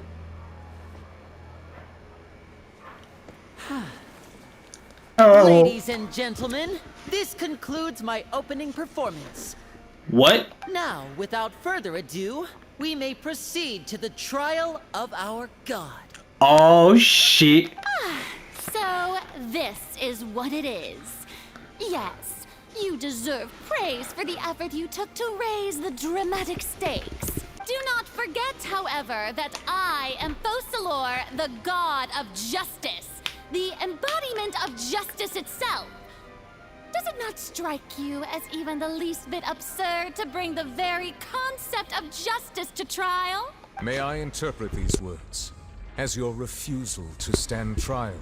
Oh. In that case, you will have the opportunity to defend your honor through a duel. What? You would draw your blade against a god? Oh. I see. It seems like you have made up your mind. Oh. Paimon can't believe it. She just surrendered. Really? What the heck is going on? Did I just see an Archon surrender to a human? Wow, how utterly humiliating. Lady Furina, what is the meaning of this? It would seem that there has been a misunderstanding. To be clear, the raising of both hands is not always an indication of surrender. Looking for excuses again, huh? I raised my hands just now to indicate my acceptance of the trial. No duel shall be necessary. I will admit that I've been running away for a long time. I'm sorry, everyone. I was unable to protect the people of Poisson. It is my duty to stand trial for my crimes. You are not the only ones to be disappointed in me. I, too, am exceedingly disappointed in myself. But now, it is time for the Hydro Archon to show you her courage and resolve. Oh, shit. Furina, will use this trial to show the world the true meaning of justice. Okay. This time, I will protect you. Okay. Applaud and rejoice. One of the most outrageous and fantastical arcs known to the opera epiclese is now unfolding before your eyes. Mark my words. This shall be one of the most exhilarating and brilliant shows ever to grace the stage of Fontaine. The trial of the Hydro Archon, Focalor, will now begin! Woohoo! Oh, now we're making history! Why does it feel like Furina just took over the whole thing?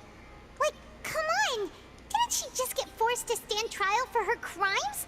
Also, even though she's still acting super dramatic, she is taking this seriously this time, right? I hope so. All right, then. Who will be my opponent in this trial? The court asks the prosecutor to please take the stand.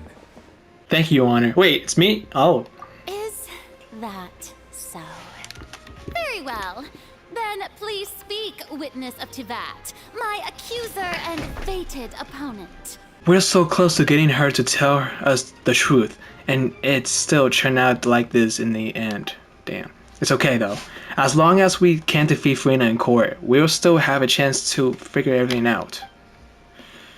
Oh shit. Here we go. Here we go. The final showdown, baby. Let's go.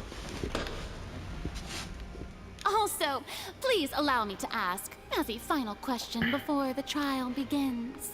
Just how much work did you do to force me onto this stage? Well, we did do a lot of prep after the meeting that day. I can go over the tasks assigned to the Spina di Rosula, since they were rather straightforward and easy. Navia, the president of the Spina di Rosula. Most of the people who participated in the disturbance this morning were my subordinates. They changed into plain clothes and came to the Opera House as regular audience members, waiting for the perfect opportunity to incite insurrection against you. The people's resentment against their Archon has been building as more and more of the prophecy is fulfilled. A spark was all we needed to turn smoldering anger into a flame. Moreover, according to our understanding and analysis of you, when something like that occurred, you would likely flee the scene and head to Poisson by yourself. So, we arranged for a second group to lie in wait there. So, you mean, the ones who scoured the settlement for me were also from the Spina? And their goal was to force you to step into the giant magic box so you may personally participate in the greatest magic performance in all of Fontainian history. That's right. That house was a magic box, rather than someone's residence. As the super ultimate version of the setup that I used when I first performed at the Opera Epiclese, the volume of the box was increased by a whole order of magnitude, and the distance it traversed was the entire gap between Poisson and Aranias. Its cargo, of course, was an Archon instead of a human.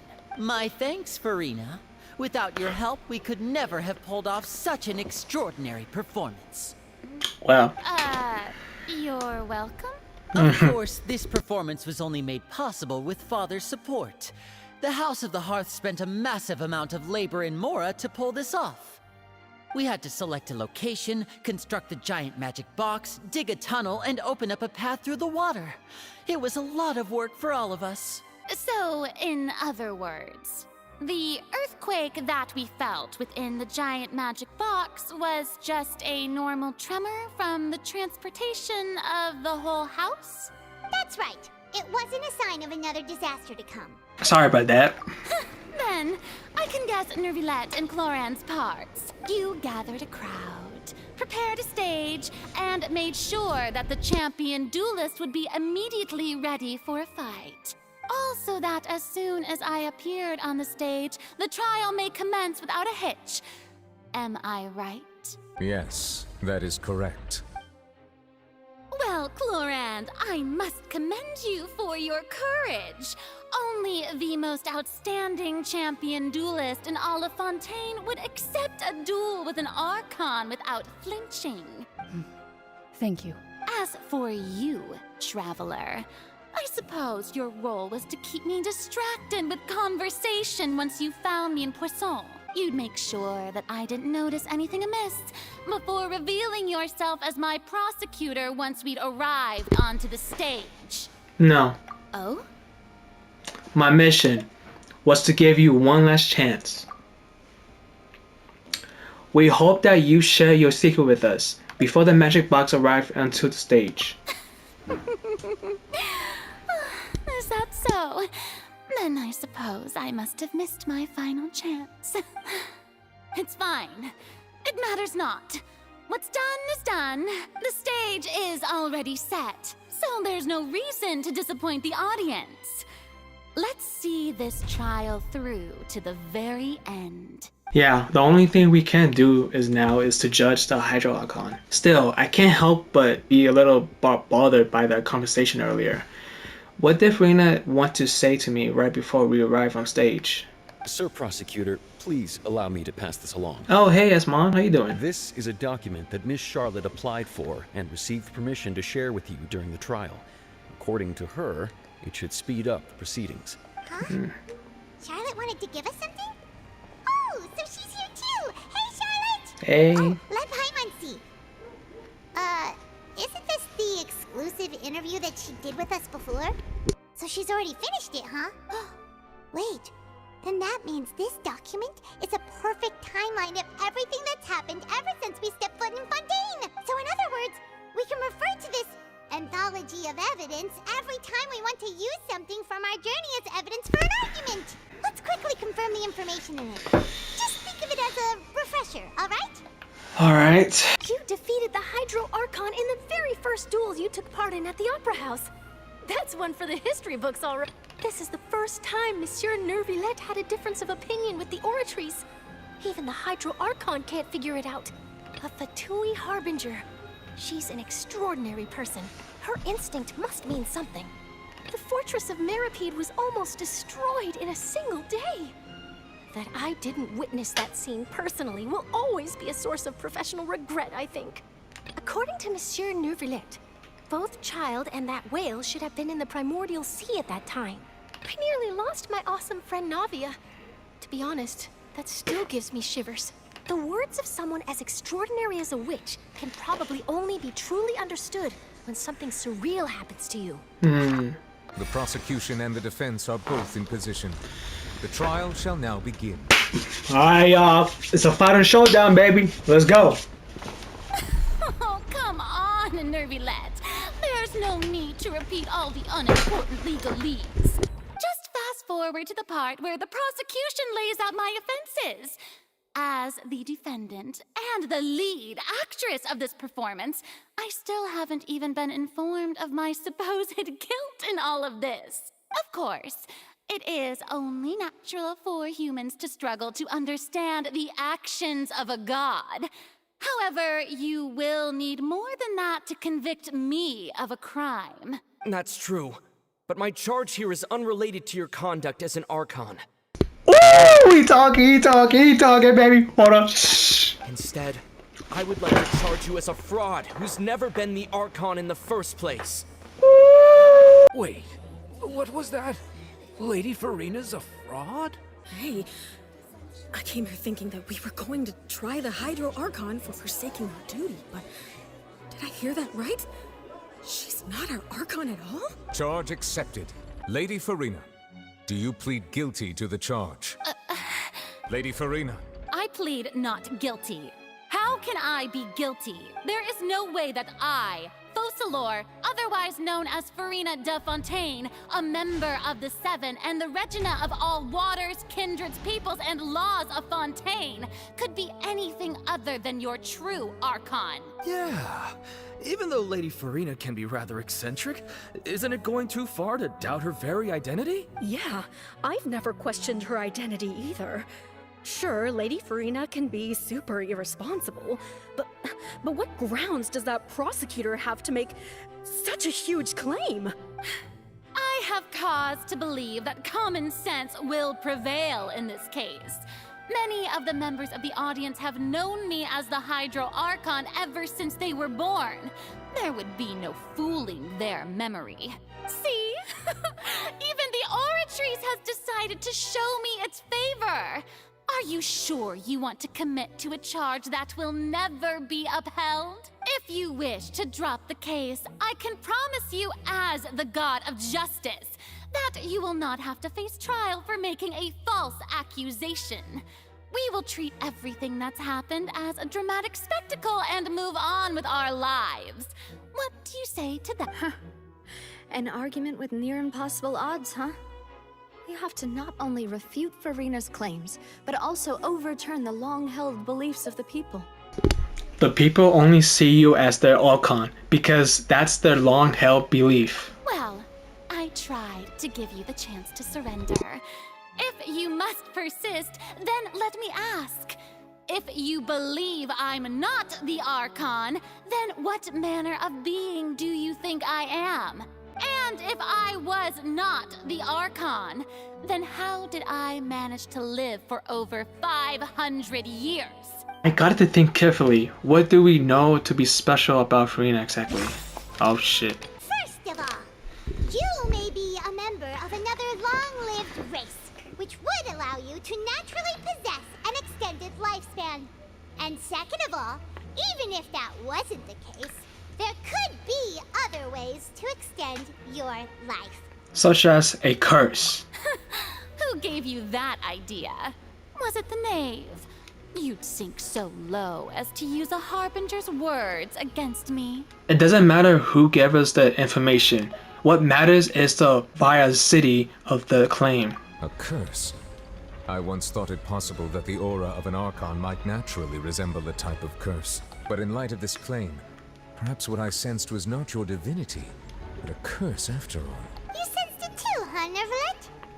So, Furina, instead of an Archon, could you just be a cursed human? Lady Furina is actually a human? Well, it is true that it's extremely difficult to tell humans and gods apart just by looking at them. It's not impossible. Ooh.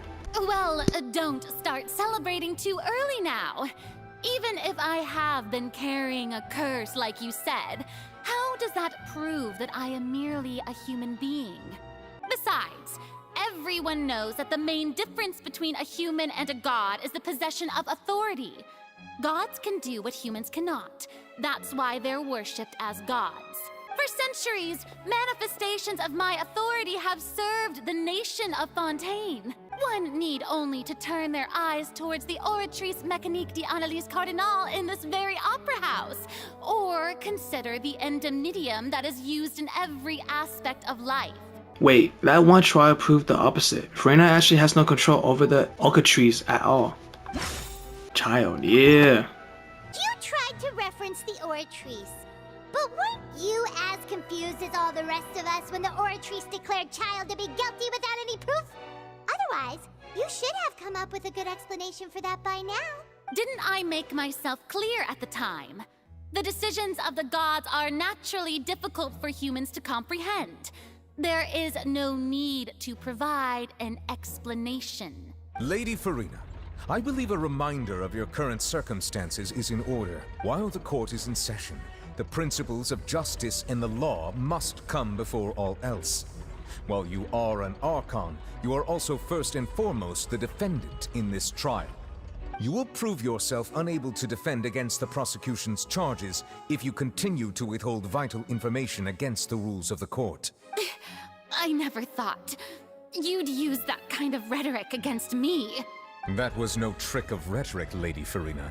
I've merely reiterated the rules of the court. Rules that all should respect and follow.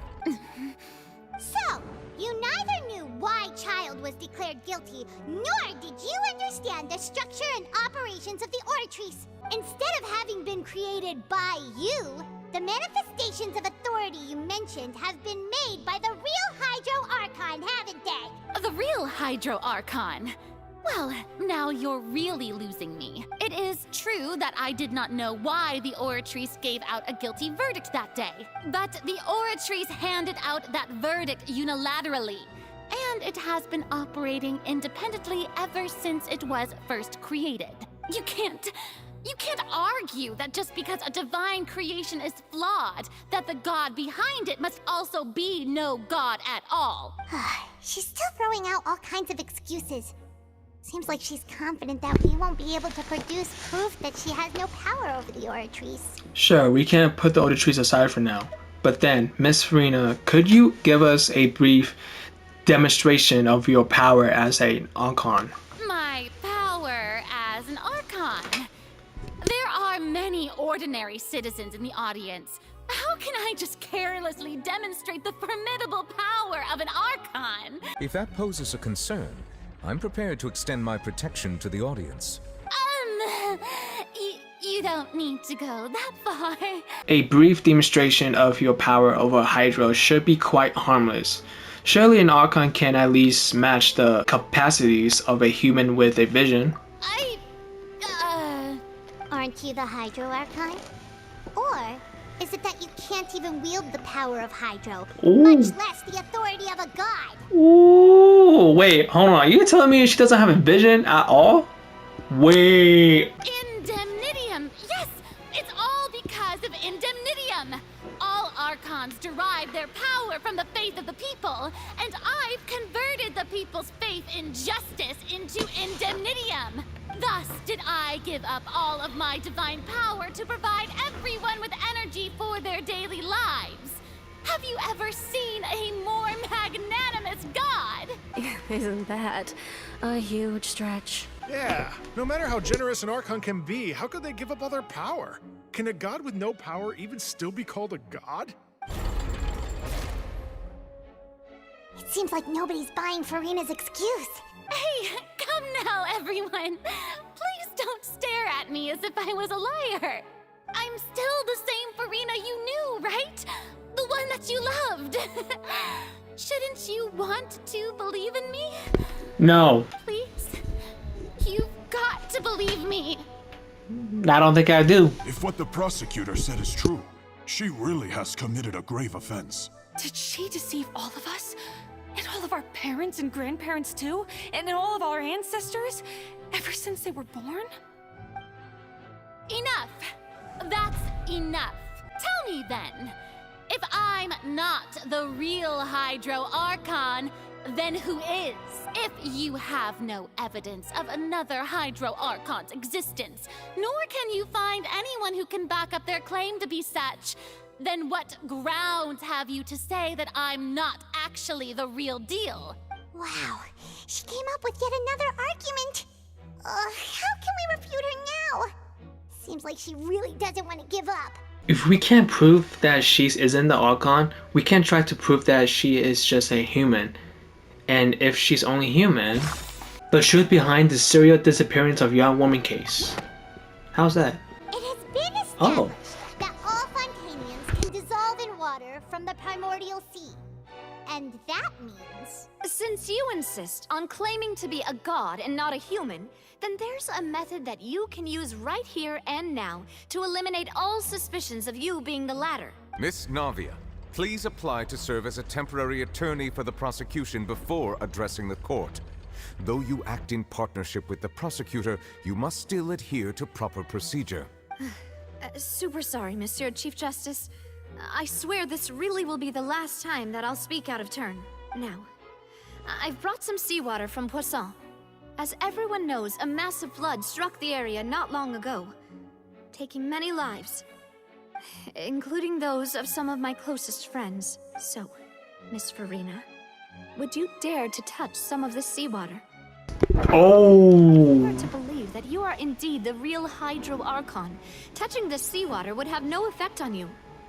All it should do is strengthen your case. Ooh. But if you don't dare to touch it, then we would have basically proved the reverse. Oh, and I must remind you that after the disaster at Poisson, nobody wants to see any more people dissolve. I do hope you'll act prudently and choose the simpler path of admitting guilt. Navia from the Spina di Rasula. The Spina has governed Poisson for many years. I guess her suggestion is valid. If Lady Furina is indeed just a human, she's probably Fontainian like all the rest of us. Would she really dare to try?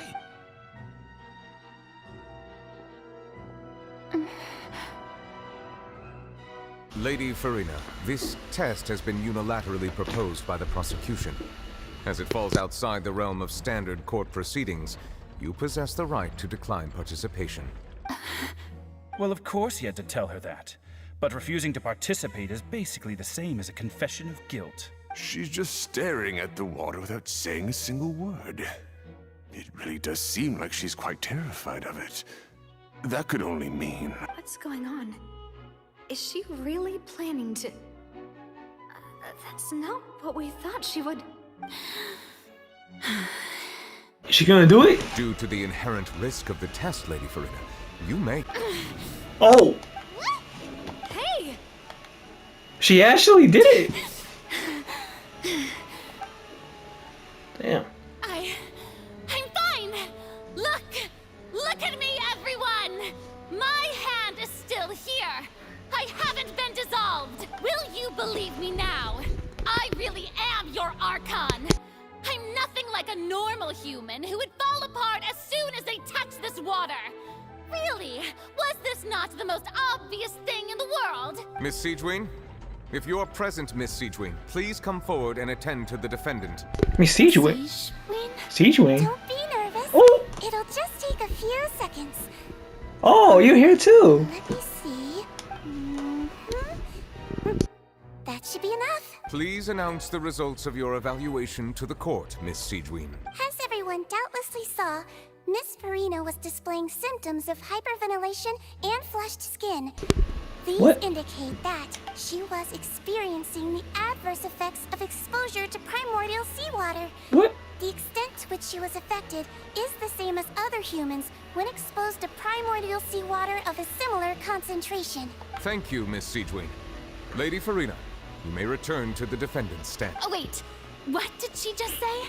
I didn't get dissolved! Shouldn't that be enough to prove my innocence? Well, considering your tendency to run from your problems, we did originally prepare a direct sample of the seawater around Poisson. However, after extensive discussion, we exchanged it for a sample that is not concentrated enough to dissolve an actual human. After all, on the off chance that something entirely unexpected might occur, we don't want anyone else to lose their life to the sea.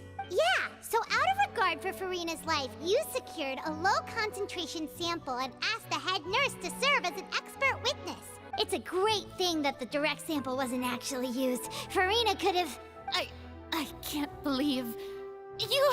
But what's actually going on here? Furina can have now known the consequences of touching that water as a human. This is too unlike how she usually acts, unless it's actually more important for her to keep up with her facade than to save her own life. But hadn't she given up on everything a long time ago? Listen to me, everyone. Please don't give me such cold and disdainful looks. What happened just now didn't prove a single thing. Think about it. How can you conclusively prove that an Archon can't also be affected by the primordial seawater? Also, if I was really just a human, why would I dare to just put my hand in that kind of water?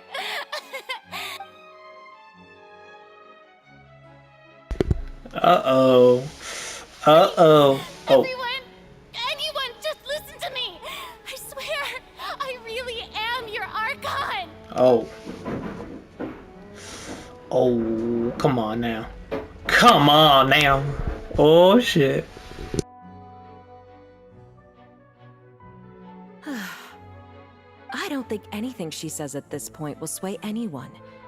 The odds are just too stacked against her now. With all the things that have been said, Paimon doesn't think there's any way left for Furina to win. I believe the time for arguments and presentation of evidence has come to an end. If there are no objections, we will move on to the final judgment. Well, that's over, man. Time to wrap it up now. I don't think anything she says at this point will sway anyone. She's too stacked against her now.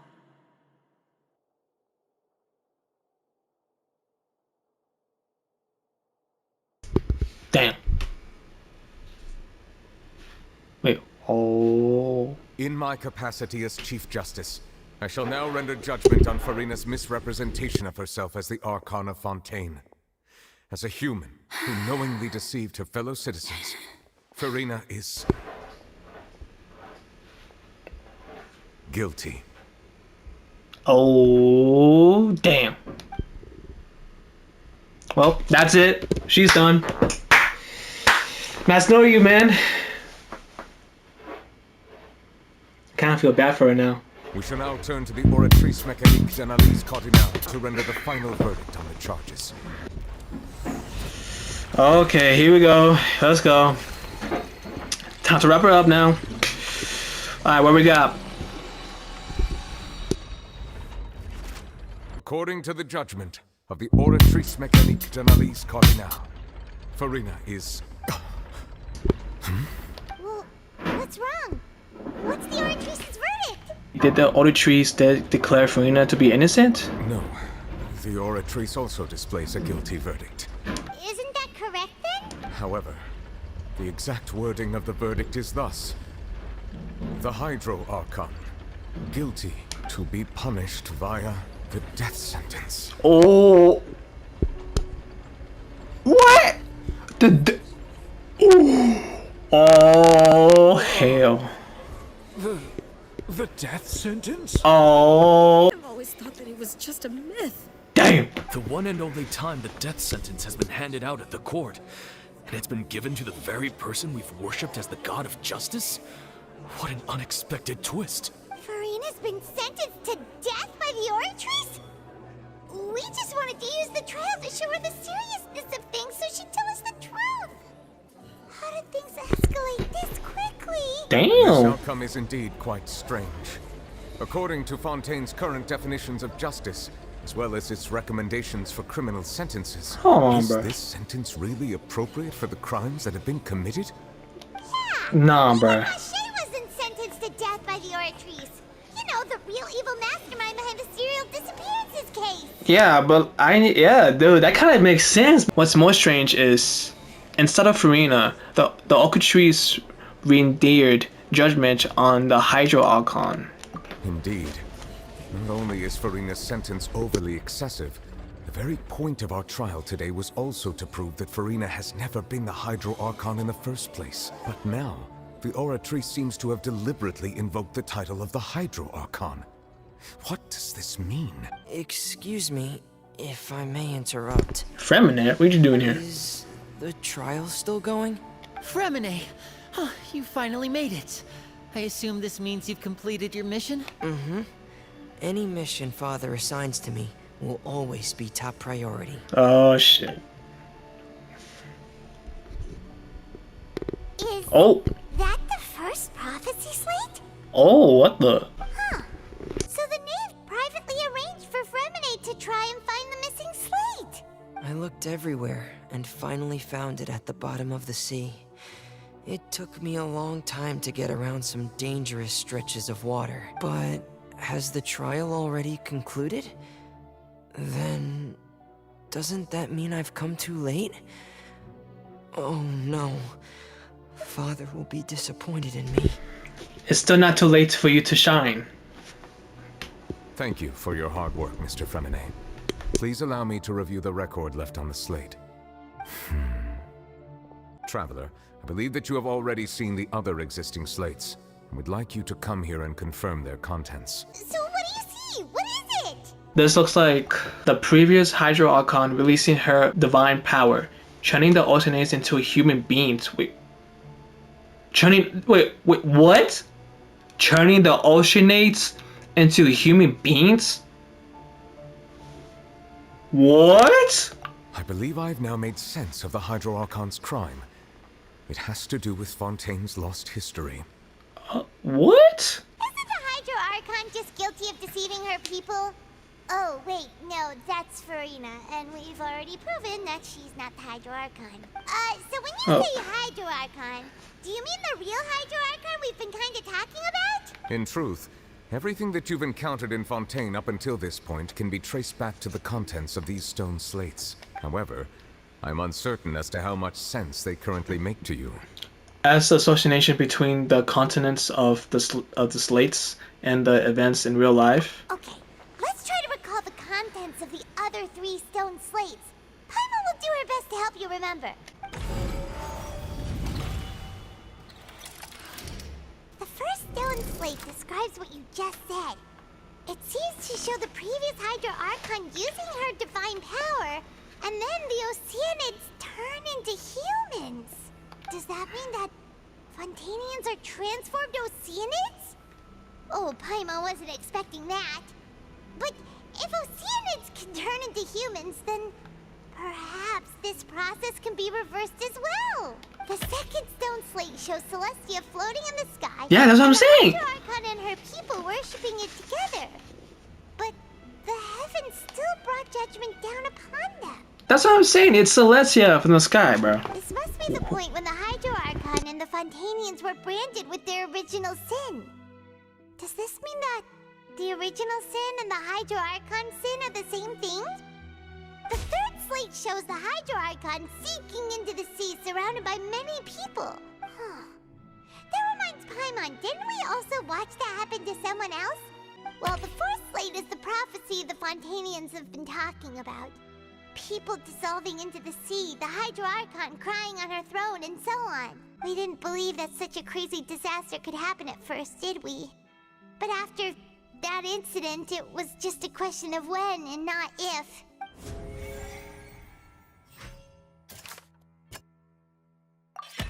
We know from the case of the serial disappearances of young women that Fontainians can be dissolved in primordial seawater.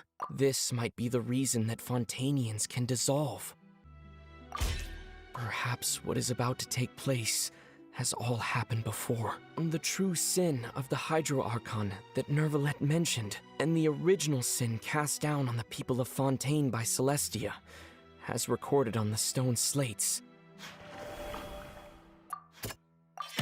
It's not as simple as falling into the sea. When Navia fell into the sea, her consciousness was subjected to judgment. The stone slates show the people gathered around the Hydro Archon in the sea.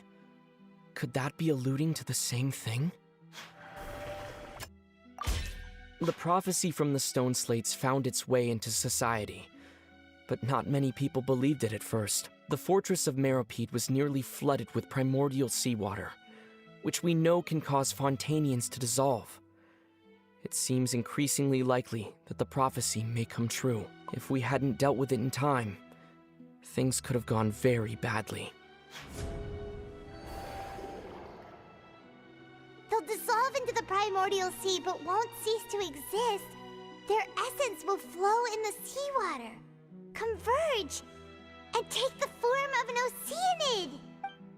The Hydro Archon was sentenced to death in court, shocking everyone present. Perhaps this means that her sin was actually Fontaine's original sin. Navia fell into the water inside those ruins, and she nearly dissolved. She was surrounded by the people of Poisson in a court within her consciousness, and was forced to take part in a trial meant to make her stay. The eruption of the primordial sea at the fortress of Meripede was the surest sign that the prophecy was about to come to pass no matter what. The prophecy's contents can all be verified by recent events. If we combine what we know together, loads of truth should come to light.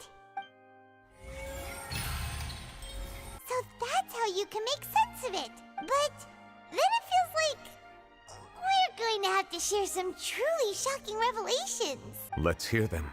The first slate reveals that Fontainians are not real humans. Incredible.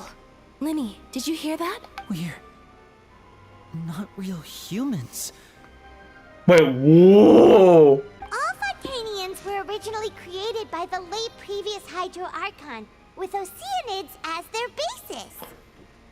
Oh, wait, so you're telling me that everyone in Fontaine are actually Oceanids then? So they're not human at all, they're all just Oceanids?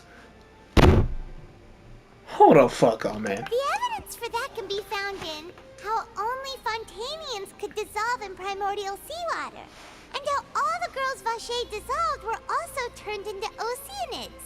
Oh, and according to Navia, when she was about to get dissolved, she also saw everyone gathered around for a trial, all of them in the shape of Oceanids. Indeed.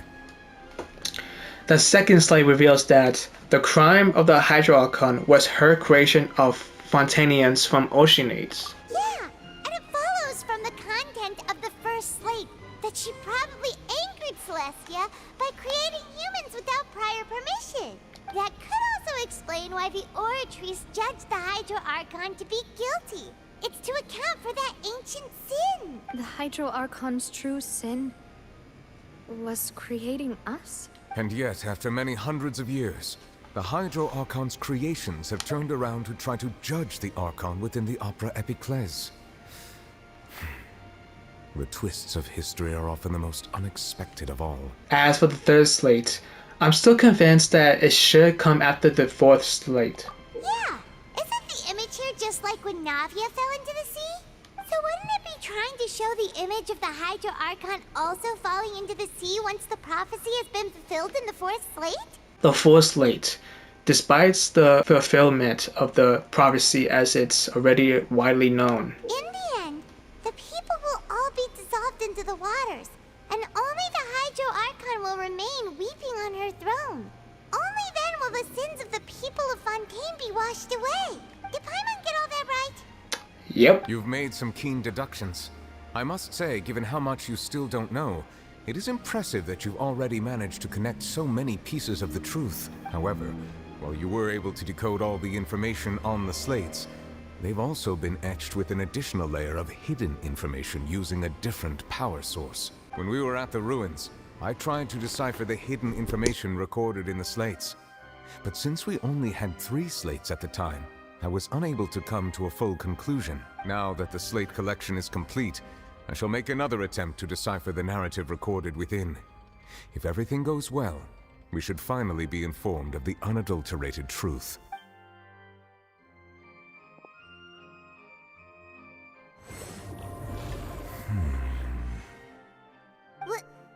Well? Did you get it? I believe I should share this truth not only with you, but with all the people of Fontaine as well.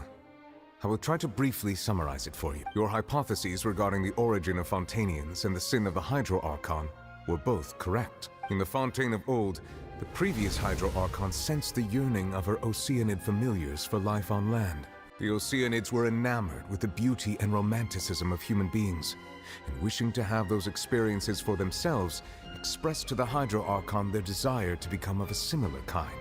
However, even though water as an element is intricately linked with the power of life, the Hydro Archon, as one of the 7, did not possess the authority to create a new form of human life. Not one to give in, she eventually found a way to create permanent humanoid bodies for her familiars by appropriating the power of this planet's primordial sea. She poured primordial seawater into the Oceanids' blood vessels, creating humanoid mimics in the process. But if Fontainians were to ever come into direct contact with water from the primordial sea, the power within their bodies would escape these artificial restraints and return to the sea. As a result, their forms would collapse, and they would be reverted to their original forms as Oceanids. Of course, the Hydro Archon never received permission from the heavenly principles to create a new human race. Oh, that's cool. And thus, the Hydro Archon and all of her creations came to shoulder the original sin of appropriating the power of the primordial sea.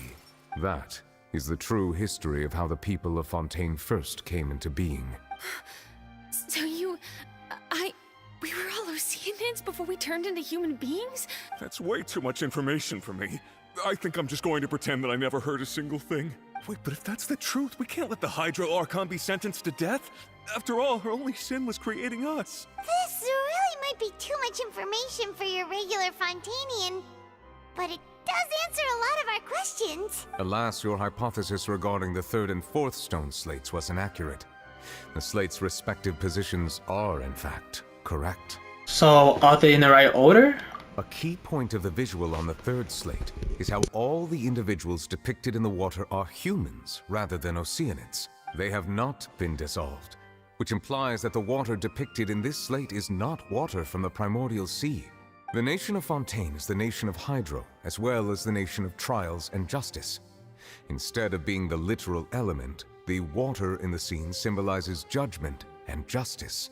You may also recall Navia's experience. When she fell into the sea, her consciousness was surrounded by that of many others who intended to hold a trial to determine her fate. Therefore, the meaning of the third slate is that the people of Fontaine shall try the Hydro Archon at the court of justice. What? Wait, hold on. Yes, it refers to our present situation. I think I'm following now. So, what you're saying is, even though we decided to put on this trial to avoid fulfilling the prophecy, in truth, everything we've done has happened exactly as the prophecy foretold. Oh! So now, it seems, we're the ones making sure it comes true. Oh, damn. What should we do? Damn, I don't know. It feels like there's no way out of this. Huh. Damn. No matter what, the prophecy will be fulfilled.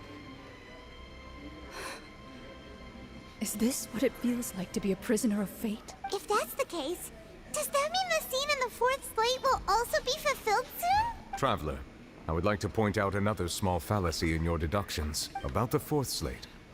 You probably thought that the eruption of primordial seawater beneath the fortress of Masquerade served as the surest sign that the prophecy was about to come to pass, yes? However, I believe that rather than being a sure sign, that eruption could in fact only be a small warning of something far worse to come. As for the root cause of the catastrophe, I believe you've already encountered it once before. Me? I have? Wait, could it be... Wait a minute, wait a damn minute! This eruption was just a small warning of the things to come. We must find the root cause of the disaster. It was both dream and reality. Oh, If we're talking about a true culprit, that can only be that thing inside the primordial sea, right? The truth, the original sin, the trial, and the root cause of the disaster. Oh, come on, man. Oh, hell no, come on.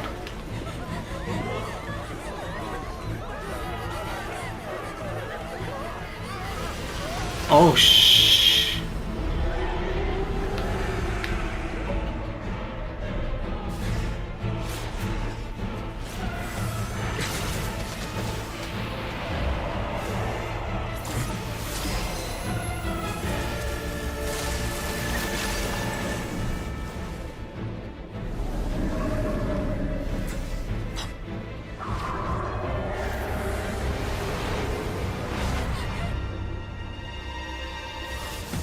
Oh.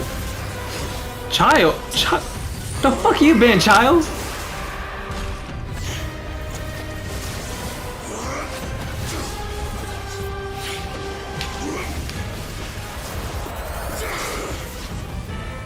Oh.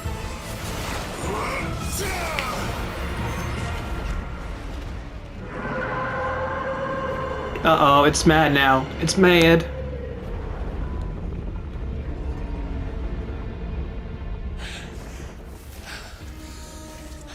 The hell you been?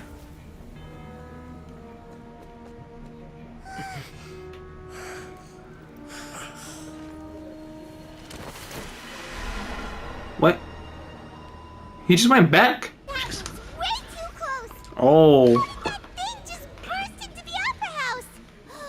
Wait, was that the huge whale you saw in your dream? That's right. I wagered that it's also the one that Child saw when he was younger. So we've met it at last.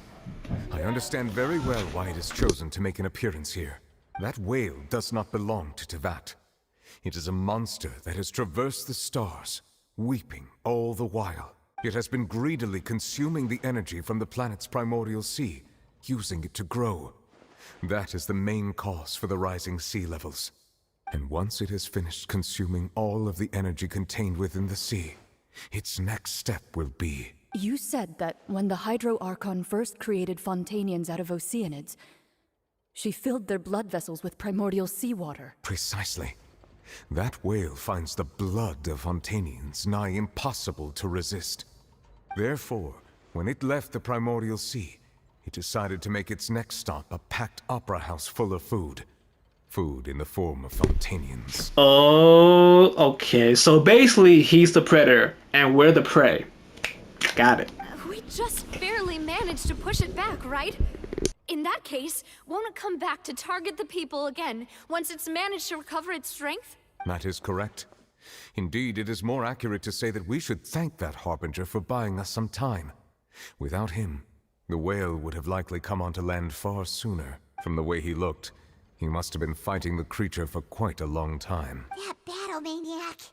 We've always known that he had a special connection with that whale, but we definitely didn't expect it to help us out like this. Anyway, now that we know that this whale is the actual cause of the disaster recorded in the prophecy, all we need to do to stop the prophecy would be to find a way to beat it up, right? It is too late. What do you mean? It had already absorbed too much of the primordial sea's energy before we could notice it. At this point, it has become practically integrated with the sea itself. Even if the entirety of Tevat were to be destroyed, it could still survive and swim off towards some other world. Oh, hell. That's not something I will accept. We've already done everything we can, and we even found the true culprit. We've come so far. You can't just tell me that the last hurdle is some impossible foe. That's just not fair. Indeed. That's not how a grand performance should end. I'll fight it to the end. No matter what. So the prophecy will be fulfilled no matter what, huh? What happened? The prophecy. Yes, what has been prophesied will be fulfilled. You may view such things as the history of the future. Hold up. After everything, it turned out like this. We couldn't fight against fate. Wait, but if this is all about fate... Just as prophecies are usually only the future as seen from the perspectives of the gods, could things be happening in hidden corners where the gods' gaze does not fall? Ultimately, fate shall serve as your only guide, no matter what will happen in Tevat's future. All you need to do is to play your part.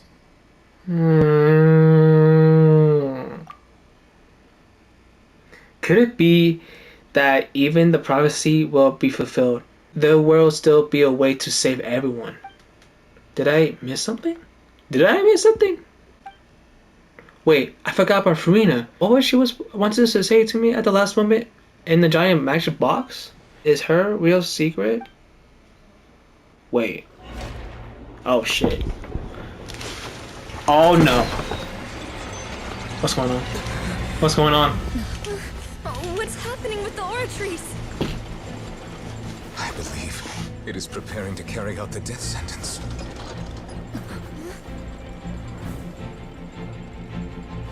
Furina!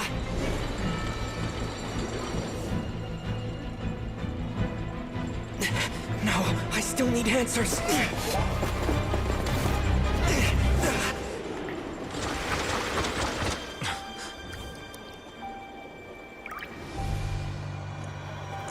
Oh. What?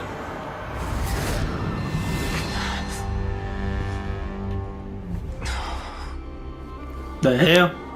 Oh. Oh, wait. Who did? Wait, are you? Oh. Wait. Furina. You. I'm sorry. That shocked expression on your face is just too amusing.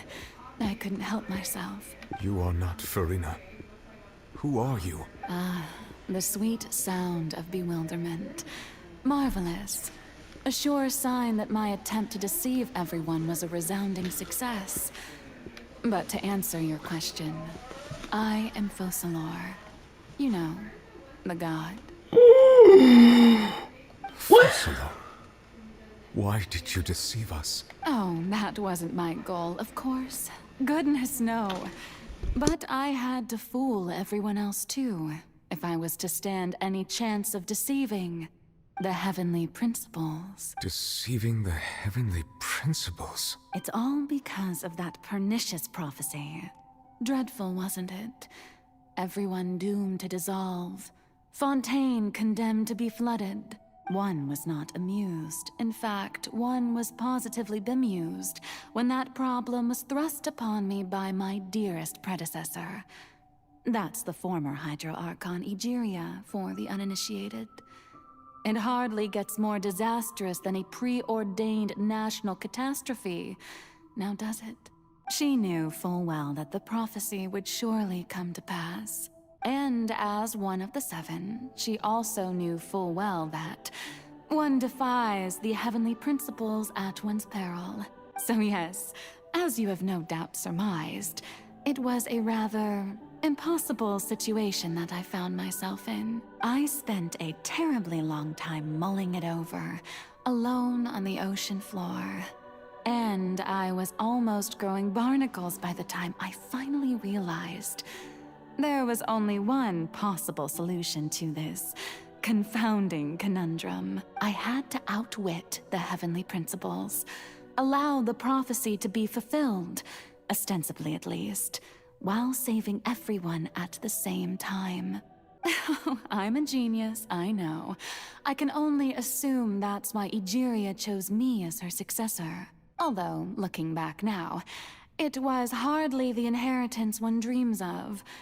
Between the task of saving the nation, the quotidian duties of the Hydro Archon, and not to mention the original sin of creating a new race of humans, I dare say she left me quite a colossal mess to clean up. But one can only play the hand one is dealt. I did not choose this, any more than I chose to be one of her Oceanid familiars. So you were also once one of the Oceanids, transformed into a human by Egeria's hand. Yes, I was. I always dreamed of becoming human. And I still do, even now.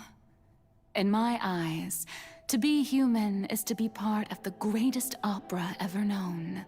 After becoming a god, I separated my divinity from my body and spirit, leaving behind only a self that was as naive and bewildered as my past self on her first day as a human being.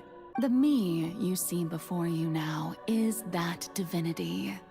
And the human counterpart I left behind, I named Furina.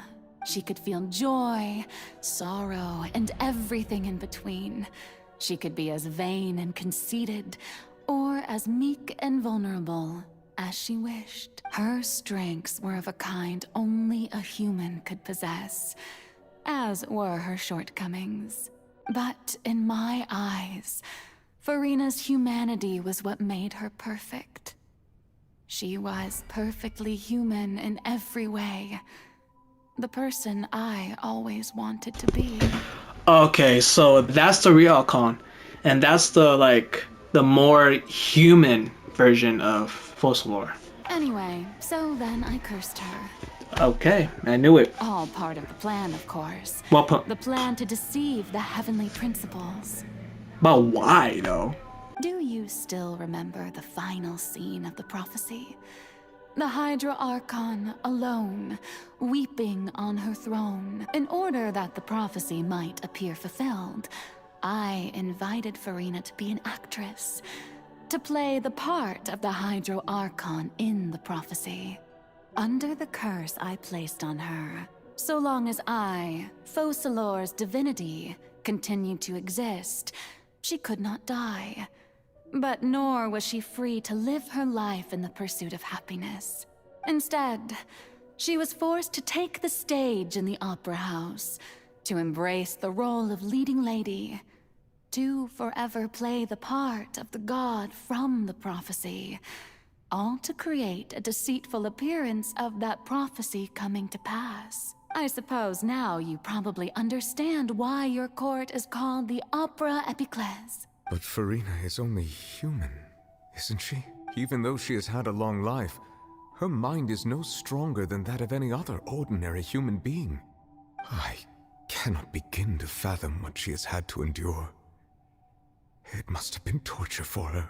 It has indeed. And although she is, in a sense, me in human form, I most definitely owe her an apology for it. It's been 500 years, and all along, she's been playing her part in the most unimaginably long, unbearably lonely, and agonizingly painful opera of all time.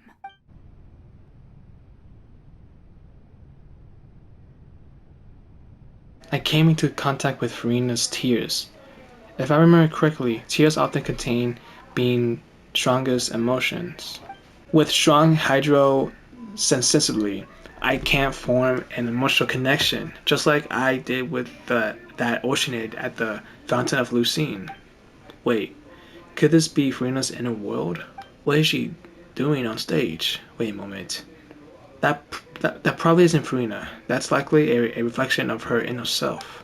If I can't directly speak to that self, I might be able to easily get what I wanted to know. I came here for answers. Either way, this opportunity is not to be missed. Let me try talking to her. Oh?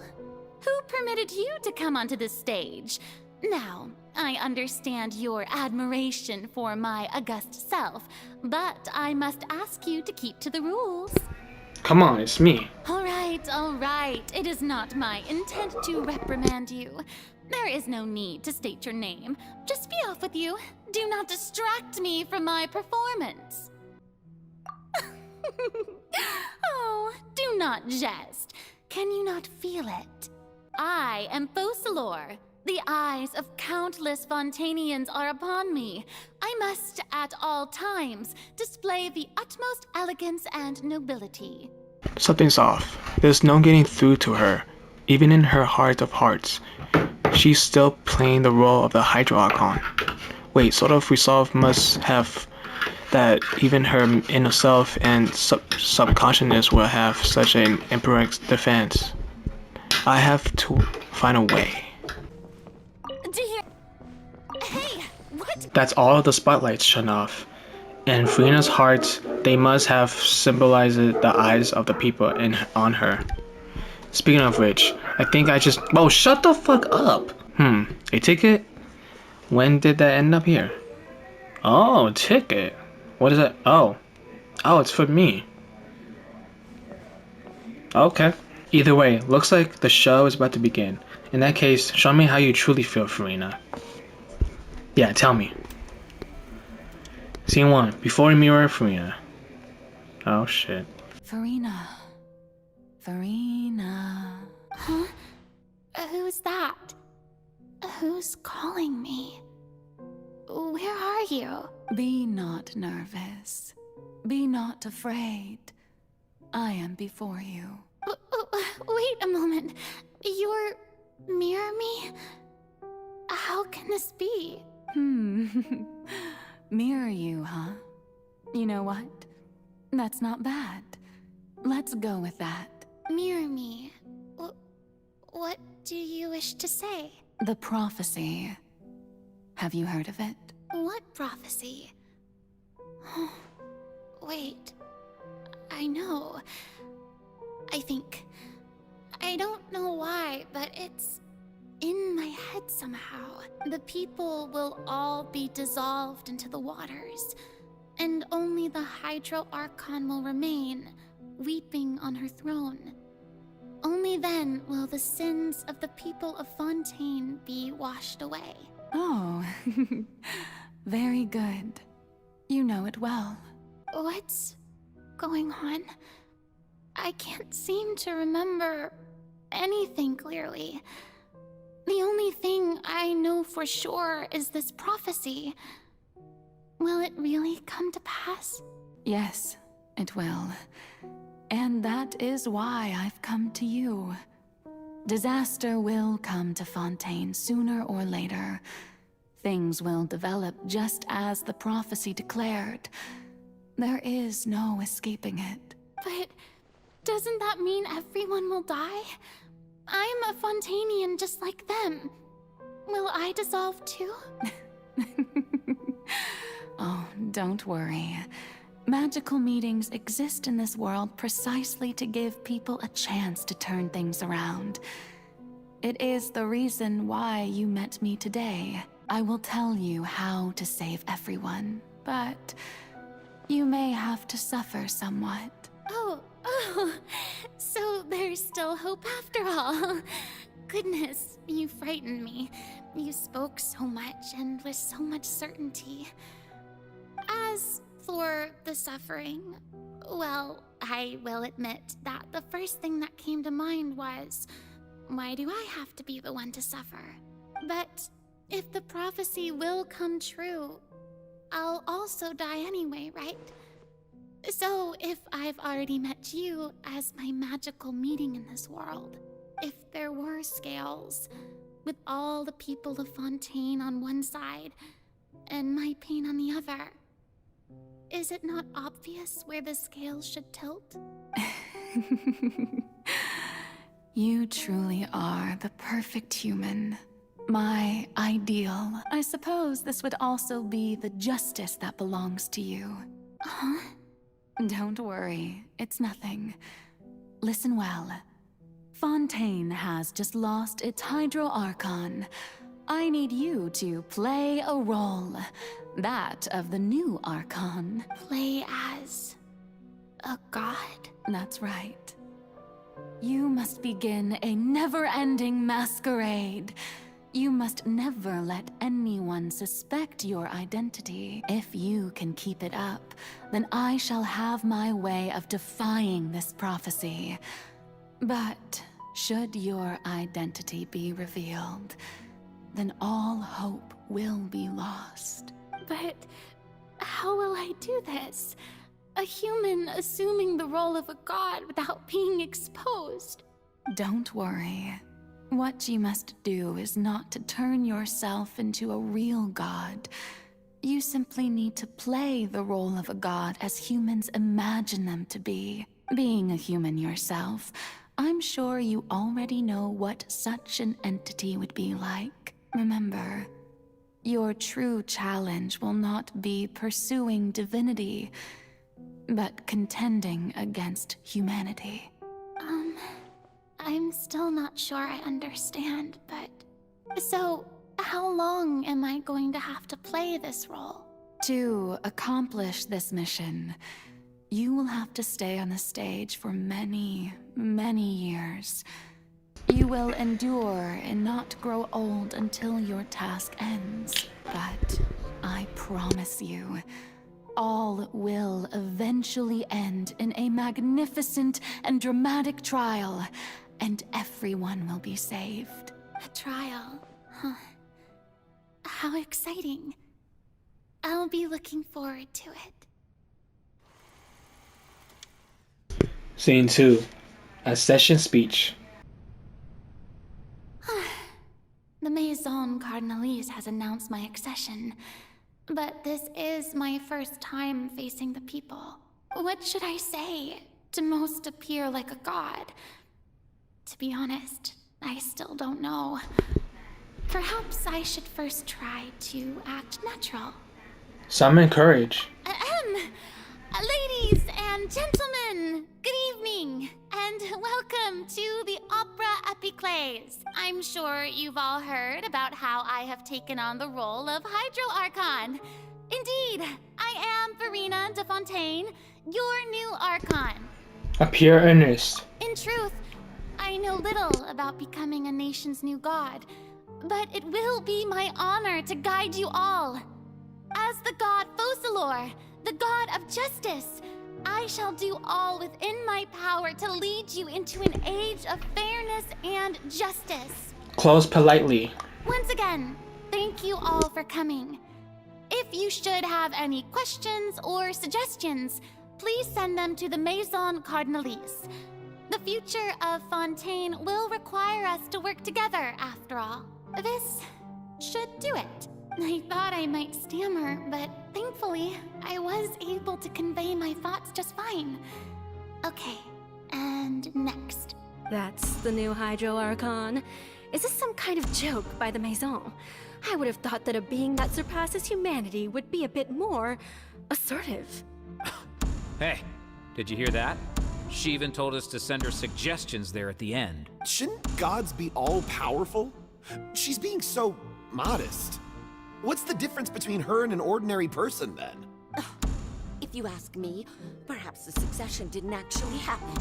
She might just be a Maison-back puppet. Wait, what's going on? Why is everyone suspecting me of being a fake? Oh, this is bad.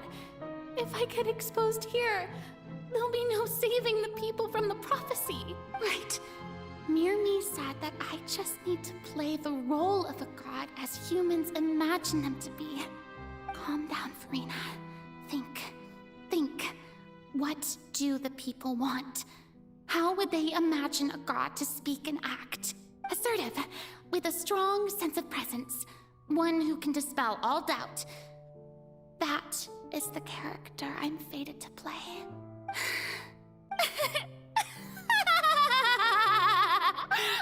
Oh, very good, my people. Only ones such as you are deserving of my rule.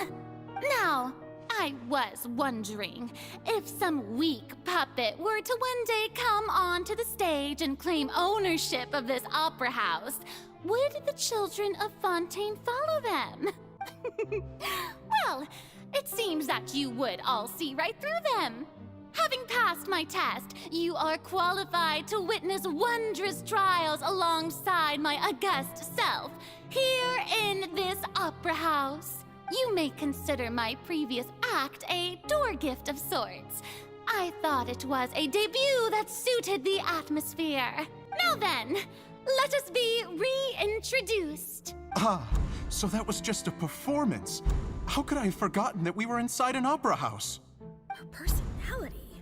It's quite shocking, to be honest, but I suppose it's a better look than before.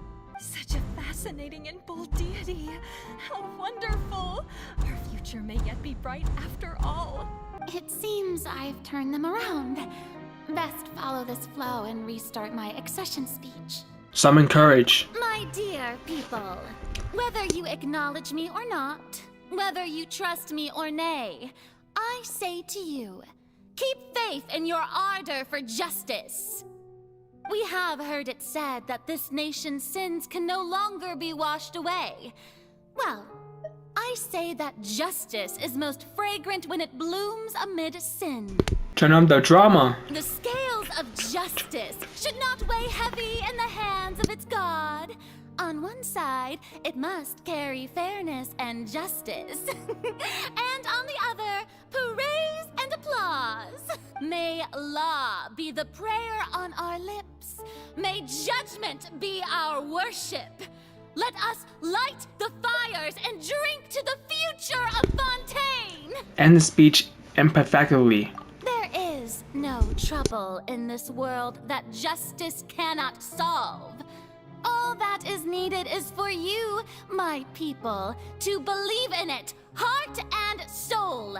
So long as I, the Archon Focalor, stand within the Opera Epiclese, so long as I stand before the Oratrice, I shall even judge the gods of this world!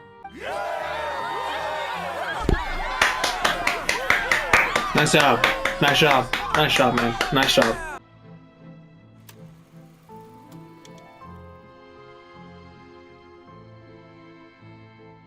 Lady Furina, here are today's case reports, as well as a summary of the follow-up for your perusal. Come now, was I not just at the Opera House in person? Leave these kinds of things to Neuvillette. Besides, none of these trials were the one that I'm looking forward to the most. If I may be so impertinent, what kind of trial are you truly looking forward to? A magnificent, dramatic, and wondrous trial. A trial to end all things. How could you hope to understand? That's true. I fear I lack the ability to grasp your divine thought, Lady Archon.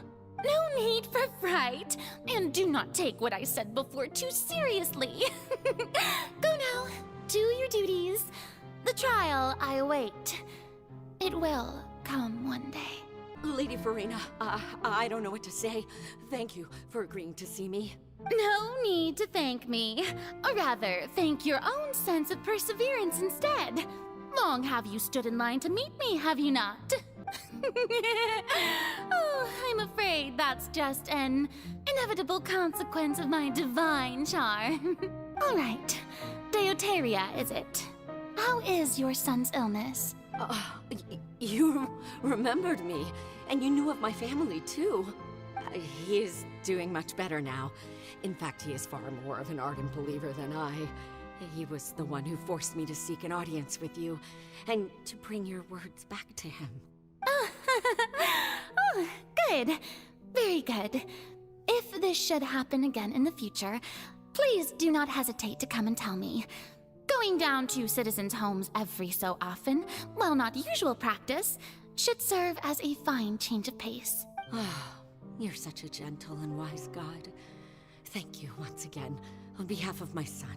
Lady Furina, here are the latest hydrological reports. As for the specific parameters you asked to take note of, I'm afraid things still don't look good. I see. It's as I thought then. As your god, I did already expect this, but I wanted to see how far your human wisdom would allow you to analyze it. All manner of signs indicate that the prophecy will still come to pass. Forget it. That's not something you need to worry about right now. Well, as I understand it, the Fontaine Research Institute is also trying to find a way to counter the rising water levels. Really? Have they found anything? I'm afraid that they haven't found any effective solution thus far. Oh, is that so? Well, no wonder. This issue has reached the realm of the gods, after all. Still, their spirit is praiseworthy. The day is finally over. I haven't had a moment to breathe this whole time, but it's good to see that everything's getting on track. There are no longer any voices of suspicion. Maybe this is fine. I just need to keep going, and everyone will be saved. All right, Furina, don't think too hard about this. You need rest. Tomorrow's a new day.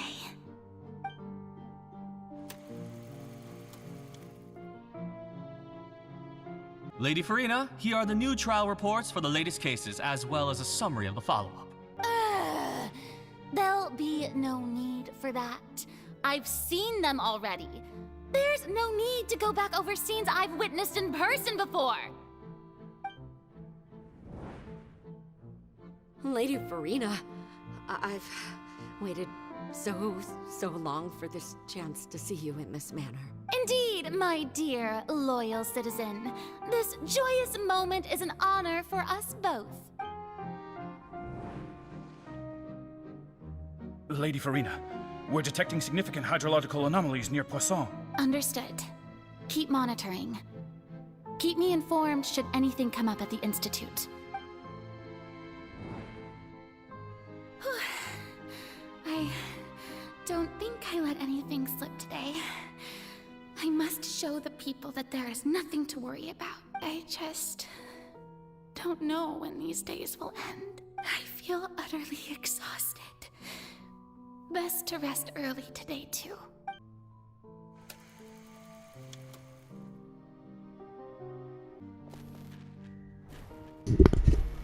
Man, it's like deja vu. Oh, man, it's just deja vu, man. Deja vu.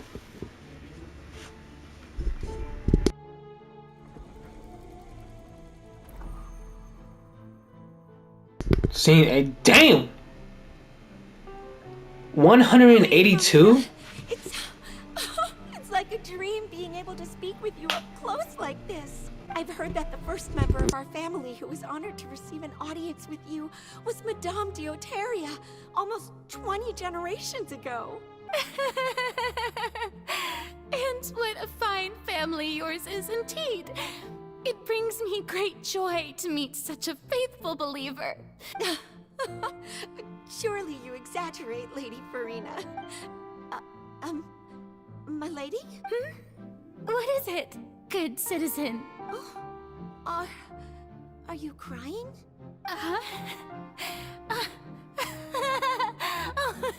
Really now? I didn't even notice. Okay. This must be the overflow of hydro from my person. Well, can't quite help being the god whose dominion is the waters, can I? No wonder. No wonder. A manifestation of your power, then. Oh, Archon, I am honored to have witnessed it. Honored indeed. Nah, she's not fine, man. So interminable.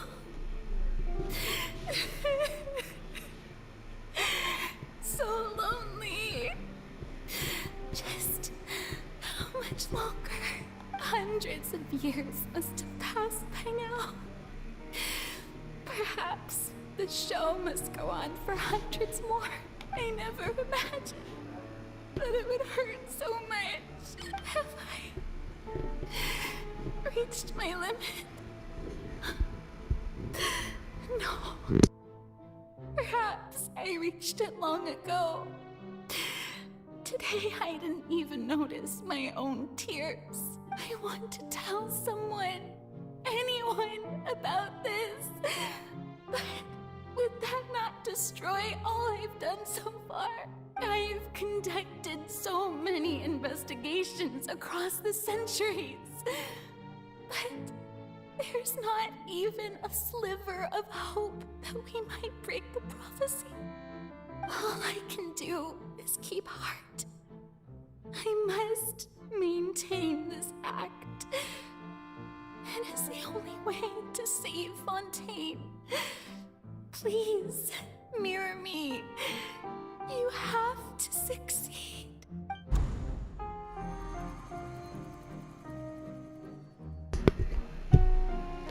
Furina, you don't have to shoulder this burden alone. Oh, it's me this time now. Although I don't know what you might be feeling. I'm talking. Your people are more than willing to share your burden with you. Everyone, shut up. I'm talking. That's my voice in this scene from when we were within the giant magic box. This is great. I don't think that this scene will replay in her inner world. Surely I'll find out what she wanted to tell me this time. Share my burden. That's impossible. It was fated right from the start that this would be my duty alone. But even if your burden doesn't need to be shared, you can still choose to confide in someone. Just share it with me. I'm what you'd call a witness. A witness? Yes. I've heard that you came to Tevat from beyond the stars, yes. In other words, you never belonged here. And if Tevat is, in its entirety, a show on a stage, then you're just a spectator, aren't you? If that's the case... He's right. I could confide in him, couldn't? But if things don't play out as expected, the people of Fontaine will be the ones to pay the price. No, Furina. You shouldn't be selfish. But what if it's really alright? Furina, you've worked so hard for so long. Surely it would be okay to put yourself first for once. Just this once. Is it such an outrageous thing to do anyway? To find someone in whom you can confide your frustrations and sorrows? Surely it could not hurt. If you let this opportunity slip through your fingers, it might never come by again. Think about it long and hard.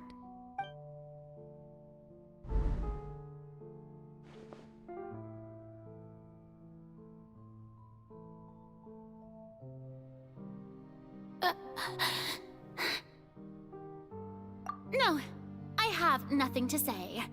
I am Furina, the Archon of Fontaine.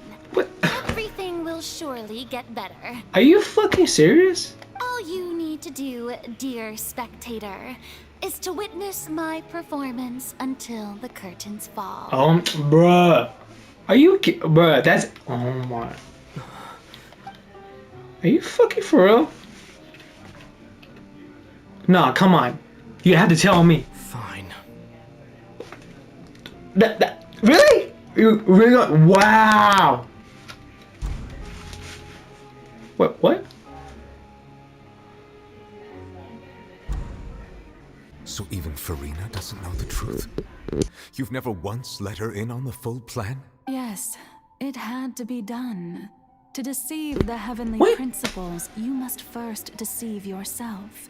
She did very well. If she had let her resolve falter even once in these 5 centuries, Fontaine would have been doomed to the most tragic fate. It seems that trusting humanity was the right decision after all. I believe that I understand how your deception works, but that is only half the truth, is it not? How would you build on this foundation to save the people of Fontaine? That is the most important thing. Ah, good. Of course, the Iudex of Fontaine has pinpointed the crux of the issue. I'm sure you've long sensed that the Oratrice is no simple machine, yes? I've always suspected that it had its own consciousness. And Lenny did mention that he heard a human voice within the core chamber. It now seems that that person was you, hidden within the machine all along. Am I right? What? And then I became one with the Oratrice, taking Fontaine's gnosis with me. Oh! Yes, it would seem so, wouldn't it? Oh, so it was you behind the Oratrice, and you also had the Gnosis with you the entire time? Motherfucker! Alas, your understanding of this device still lacks sufficient depth. In truth, it is no enactor of justice. It is, in fact, a device created to kill the god of justice. What? I beg your pardon? What? Oh, you have it.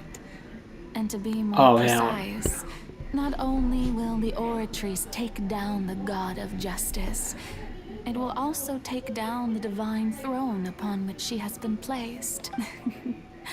I mean, did you think I would be the sort to enjoy peaceful repose while Furina suffered? My work over these last 500 years has been to constantly accumulate indemnitium within the Oratrice.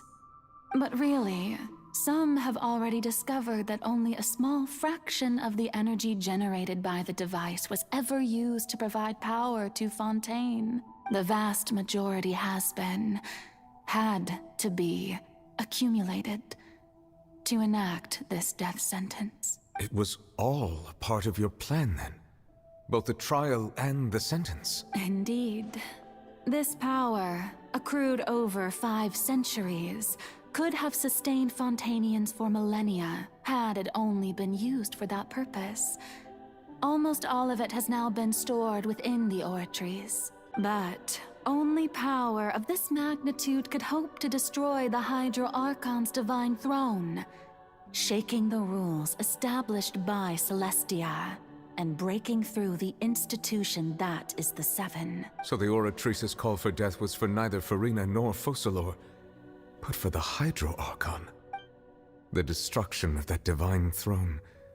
If I do not misunderstand your intent, you must be... Returning what's rightfully yours to you, of course. Wait, what? In other words, this was all done to return the authority of the Hydro Archon to the Hydro Dragon of this planet. But...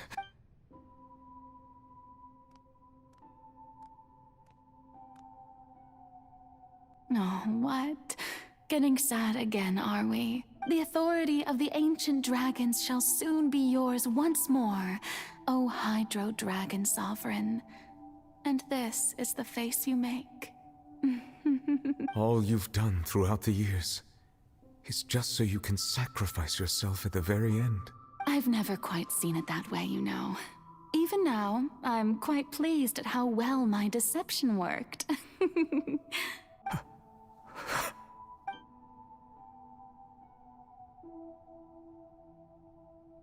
Hydro Dragon, don't cry. Oh, come on, man. Don't do this bullshit. I must say, had it been within my rights, I would have loved to judge the heavenly principles themselves. Were they not guilty of essentially the same crime? Egeria stole the power of the primordial sea, and the heavenly principles stole the power you ancient dragons possessed. I, for my part, am the god of justice. And is it not just that your original powers should be returned to you? Speaking of justice, I have always believed that justice lies in the process of pursuing human existence itself. So, if the theft of the primordial sea's might was Fontaine's original sin, then, leaving matters of procedural right and wrong aside, the descent of the Fontainians as humans and their right to exist in this world would be Fontaine's original justice. In other words, existence was Egeria's justice, and to me, justice is the continuation of that existence, defying the prophecy and ensuring that Fontaine's people shall live on. That should be the justice enthroned over all others. At this point, we, whether it be myself or all other Fontainians, have shouldered the burden of this sin for far too long. Iudex Nervillet, the highest judge in our land, when you regain your full power as an elemental sovereign, what verdict shall you pass upon us? So when I was invited to the court of Fontaine to serve as Iudex, I see now that that was your idea too, at last. I now understand the true purpose behind this position. In the beginning, I was uninterested in human existence.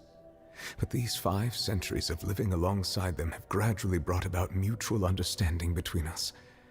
And I have even attempted to feel as they feel. You are a devious one, Focalor. Things being as they are, surely you know that I could never declare them to be guilty. The hour of my execution is almost here. For the sinner, oh the no. call has come. No. I know I may not sound it, but faced with death, I find myself a little afraid. Perhaps this is one thing both gods and humans have in common.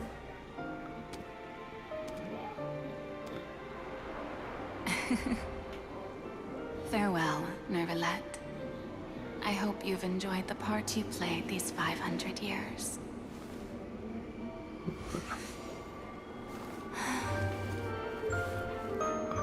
Hell's the fuck you doing? Oh.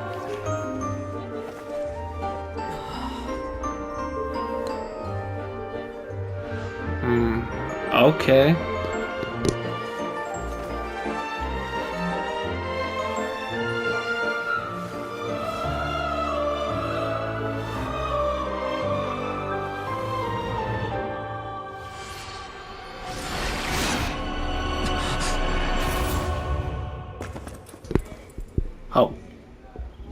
Oh.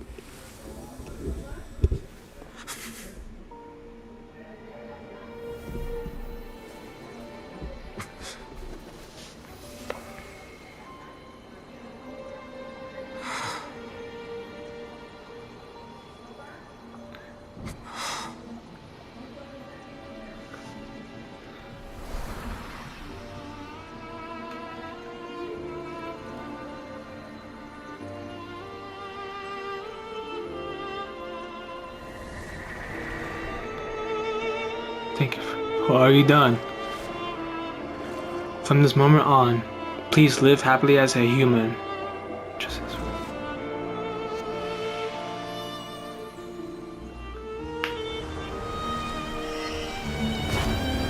Oh. Oh.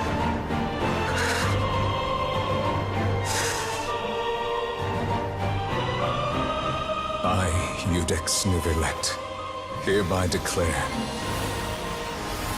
people of Fontaine, your sins are forgiven.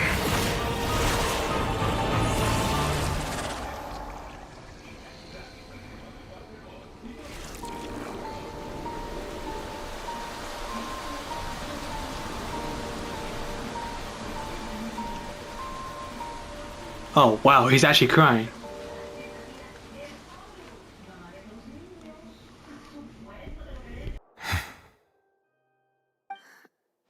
What just happened? Has the death sentence been carried out? Was that bright light some sort of misdirection? I have a feeling that something huge just happened. But since we're all still alive and haven't been dissolved, I assume whatever happened was good for us. It's time to end this. We must mete out punishment to that beast. Didn't you say just a moment ago that it can't be defeated? I have gained the strength sufficient to deal with it. Through certain means, I now have the ability to separate the power of the Primordial Sea from that creature. We should seize the opportunity to pursue our quarry. You attain power? Just now? Traveler, now that the oratories can no longer function, I require an executor to help me mete out justice. You mean me? The root of the calamities befalling Fontaine. The beast that enacts the prophecy. Its name is the all-devouring Narwhal. Narwhal? Come with me, traveler. The hour of execution has come. Hey, dude, Jesus. Oh, it's the whale. Uh-oh. Uh-oh. It's Jaws. It's Jaws. Okay. Okay. Okay. Okay, how am I? Okay, how am I? Okay. I've already begun feeling its sorrow turning into hostility. Oh. Oh. Oh. What? Oh, what the? Oh, hey. Oh, the soundtrack, dude. Oh, that soundtrack, though. God damn. Oh. Is it dead now? It's dead? We good?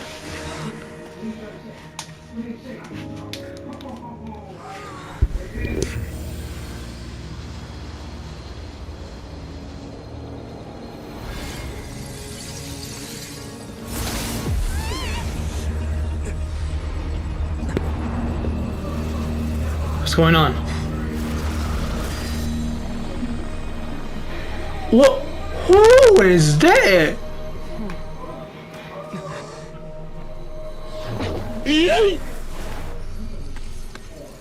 What?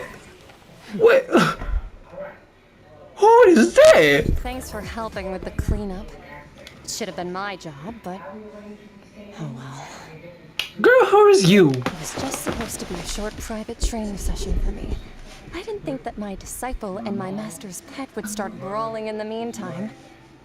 Well, actually, I had a feeling that it would happen at some point, but they bumped into one another earlier than I thought. What a blunder.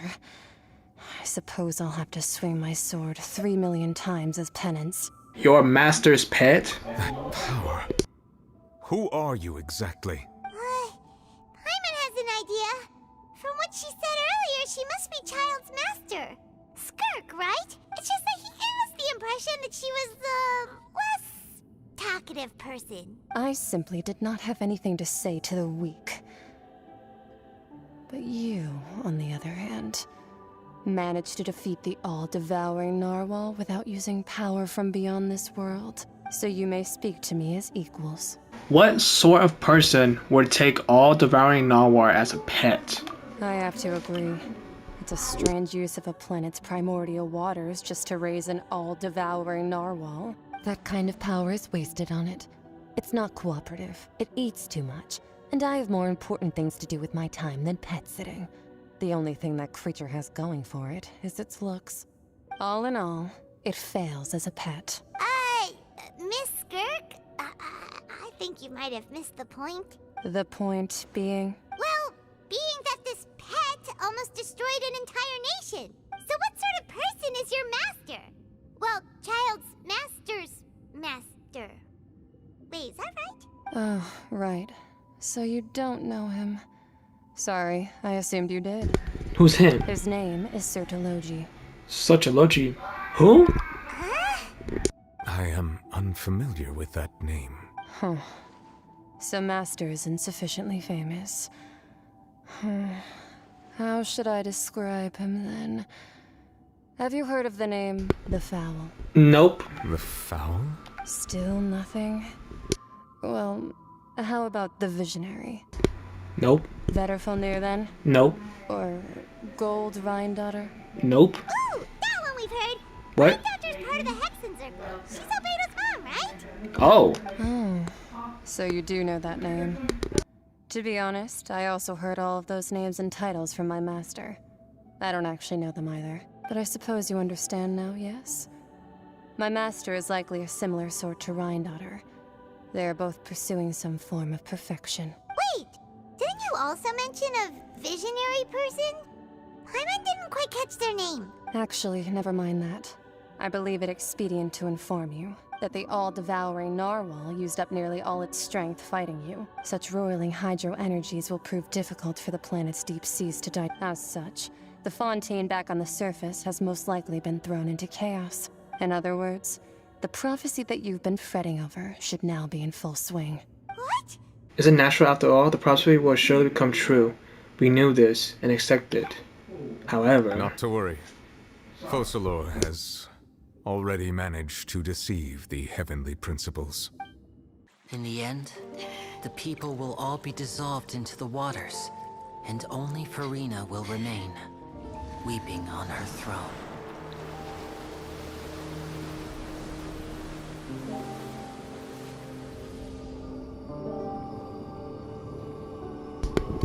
Only then will the sins of the people of Fontaine be washed away. What?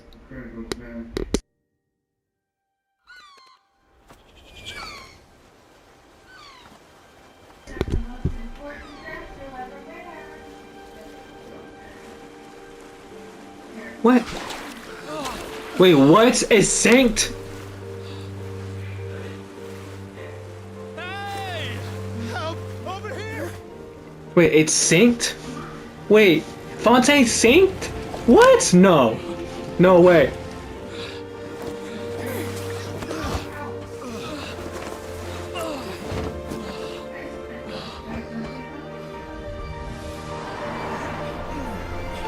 Wait, what?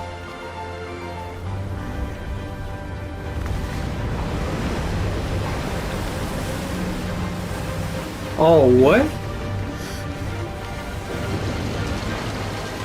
What is it? Oh, it's that ship! All hands, initiate emergency rescue!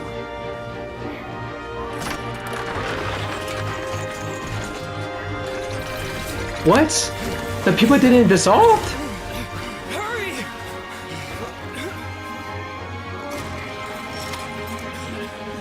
Hey, lend a hand!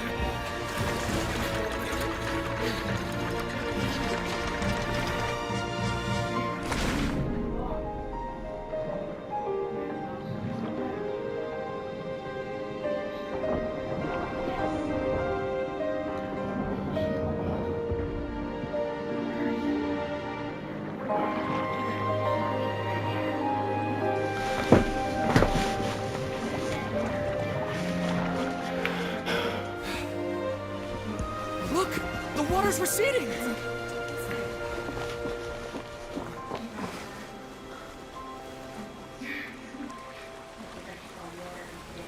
What? So the water did? It's a miracle! Water's receding. We didn't dissolve. The prophecy was wrong. The prophecy was wrong.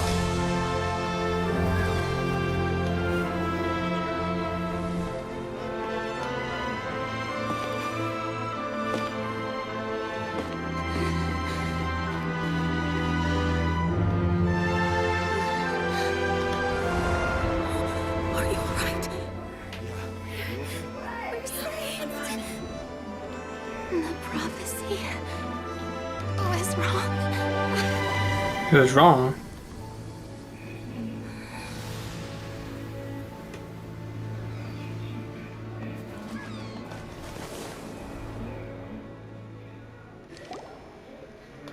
The soil renewed.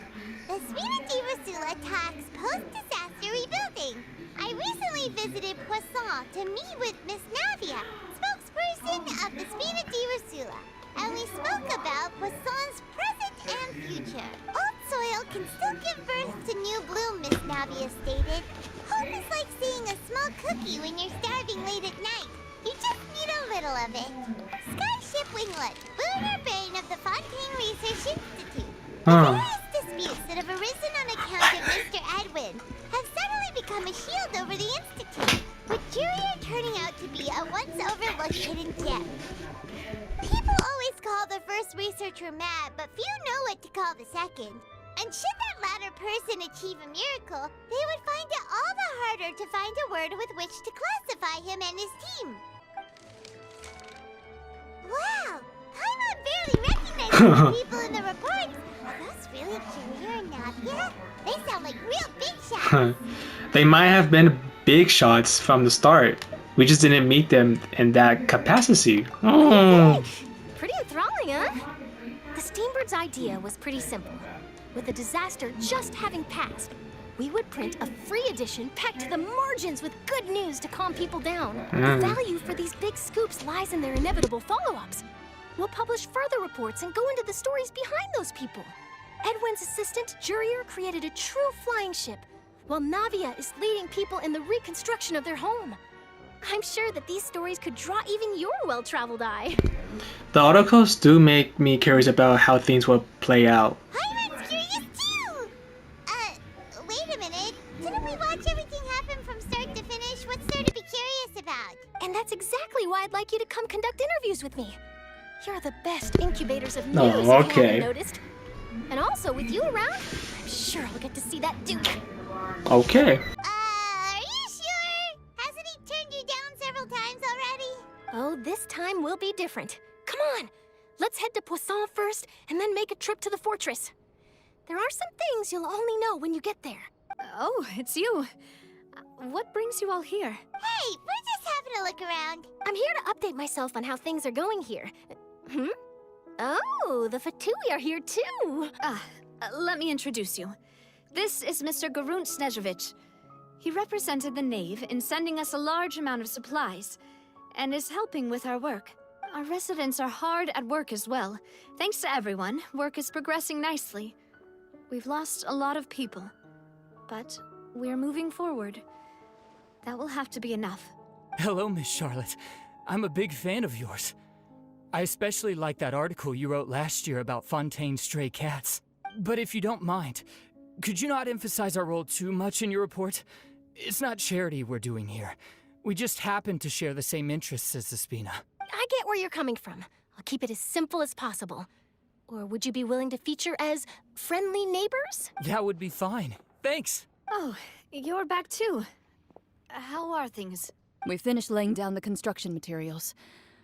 It'll be another hour before the workers are able to go over there. You're here too, Clarence? Well, her reputation's greatly risen after that whole duel business with Miss Furina. So she's here in Poisson to wait out the heat. All right. She really came here to help me out. There's too much to consider in the reconstruction of Poisson. The Spina has need of more decision-makers. And, well, I do already happen to be connected to Mr. Callis. Oh, wait just a moment. Do you mind me asking a few questions? You know, about how you felt before the duel, about what it was like facing down a god. There's lots of exciting material there, I bet. Forget it. I'm sure you can find a better theme than that, Miss Charlotte. I see you're the same as always. Couldn't you do me a favor, for Navia's sake? Well, if we're talking about doing things for my sake, you might as well just take a few more photos of me. Or of the Traveler. It's better than wasting time persuading Chlorand, at any rate. Of course I will. I'm not gonna let him off that easy. All right, then everyone who wants to be in the photo, gather up. And smile.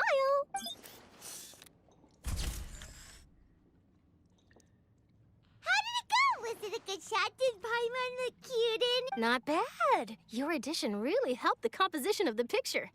All right, hang on a moment. Let me snap a few more shots. You're very quick.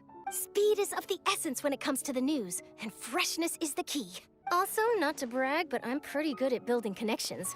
Who knows? I might eventually get that interview with you after all, Miss Chlorand. I'll hazard a guess that this is how you got that interview at the Fortress of Maripede. Whoa, you're well informed. Let me make a guess, too. I asked Sijuin, who told Monsieur Nervillette, and he told you, right? That's a very complete information chain. In truth, all Monsieur Nervillette asked me was, when did the Fortress become so friendly towards the media? I told him that it was best not to speak too soon. There's no guarantee that Ridesley will make a personal appearance. You're right. I've got to treasure every moment I have with them. In which case, I'll be making a move first. Stay safe now. And tell me if you hear anything interesting. I'll treat you to afternoon tea in exchange. You seem curious about the Fortress.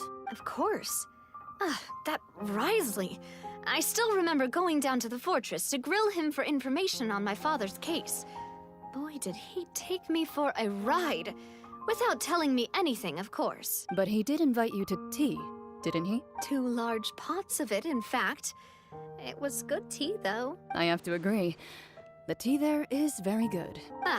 Speaking of that, would you like to have some today? I mean, you've got time, right? Well, I'd be partial to some shortbread. Wow, it's like we've got a menu or something. Sure. Good. What flavor of biscuits would you like, Mr. Snezhevich? Me? I'm fine with anything. But I would prefer chocolate, should you have it. All right. Leave it to me. I'll go over the newly arrived supplies with you later, Mr. Snezhevich.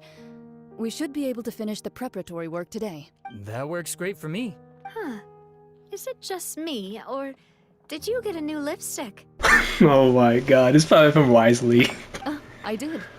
It was a gift from Sijuin. I knew Want to it. give it a try? I think the color would suit you too. I knew it, bro. Looks like you've been missing us. Hey, what's up, Wisely? How your fine ass doing? Did you come all the way to the entrance to greet us? Of course.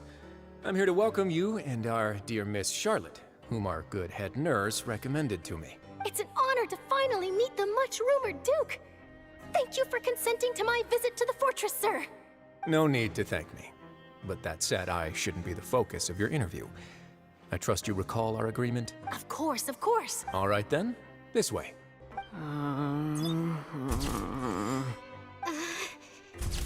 That camera shot. Hey, no need to be so nervous. I've already taken all the photos we need. Miss Charlotte, do these pictures really need to be published on the cover of the Steambird? It would seem that Miss Lorvine doesn't want her face to appear beside that of Mr. Jurier, Sir, please don't say things like that. But it looks like dear Mr. Jurier denies it. Might this interview be very important to you then? No, I just... This is my first time being interviewed, and I'm very thankful to the Steambird for... Now, I might not look it, but I actually did meet Mr. Edwin once. And I'll be honest, I enjoyed chatting with you more. You've definitely got more of that genius vibe going on. The boat that brought about a miracle, the ark that saved the people. Why, you recreated a myth back there, like an emissary of legend. Still, if I might ask, where's that flying ship now? Huh. Looks like Charlotte's trying to get herself another exclusive scoop. I have to apologize, but that ship is presently in the bowels of our factory. I'm afraid it won't be easy for you to get a shot of it. Really? Well, then in that case, Could I have an interview with you to make up for that loss? She really does know how to squeeze opportunities for all their worth. You already know my answer, I'm afraid. Best you interview our head nurse instead. Or perhaps you'd like to take another photo of this couple of researchers? Did you really have to use the word couple? Well, I mean, you two are dating, so like. Well, then 2 solo photos will do. Is my hair messed up? Please, someone help me have a look. Things sure are getting pretty lively here. We've seen this kind of thing before. Oh, seems like everyone's here. Would any of you like to try this new drink I came up with? Ah, Siegeween. Hey, Miss Charlotte. Why don't you, take some pretty photos of our head nurse? Sure. Come on, Miss Siegeween. Over this way. Let's find a brighter spot. Huh? Sure. Do I have to smile? So, how have things been at the fortress?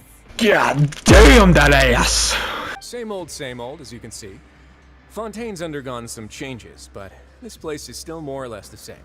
Other than that flying ship, it got a tad too much attention, I think. That's why I decided to let the interview go through. We should direct more public opinions toward the behind-the-scenes heroes. You're too kind, sir. I believe that you too should have your day in the sun. Not that you would want that, which is a pity. I'll just leave the spotlight to you two. I see. Lots of things happened that day, huh? Anyway, regarding that Harbinger, I'm not sure you remember, but his 3 young followers are still waiting for his return. He sure did win them over, huh? I'll tell them that there's good news and bad news. The good being that their boss seems fine, and the bad being that they must face extended sentences for abetting his escape. Oh, actually, what about you? Are things gonna change for you too? What change can there be? The fortress will keep chugging along, and so will my duties. As to what Miss Furina's departure will mean for the nation, and if our laws and governance will be transformed, we'll leave those to the folks in the overworld. Hey everyone, the photo shoot's done. Good. In that case, let's call it a day here. Thanks for your cooperation. Come on, Traveler, let's go. Till next time, everyone. There'll be a next time? Maybe. Who knows? I might write a story about the underwater factory next time. All right, last stop, the docks. Oh, you know, I'd love to see you in one of Charlotte's photo shoots one day. Is that really necessary? Our line of work doesn't really require much photographing. It's precisely because we don't need the picture that they'll have value as keepsakes. You don't really look all that opposed to the idea, you know. Maybe I'm just happy that I managed to once again avoid the spotlight. I think this interview went well either way. Yes, you successfully kept prying eyes away by using Mr. Jurier and Miss Lorvine as shields. Very good. You should be happy for them. They have a bright future ahead of them. Here are the interview notes. They mentioned that the flying ship may have many uses in the future, and the journalist asked me what I thought of them. Seriously, how would I know anything about that? Flight is just flight. Whether people want to use a flying ship to broadcast good news or organize weddings is none of my beeswax. A wedding? Huh. Why are you looking at me like that? So the flying ship can be used for weddings? Oh. Oh man, I know where this is going, man. I didn't say that. That journalist mentioned it, and what does that have to do with us anyway? True. What does that have to do with us? I haven't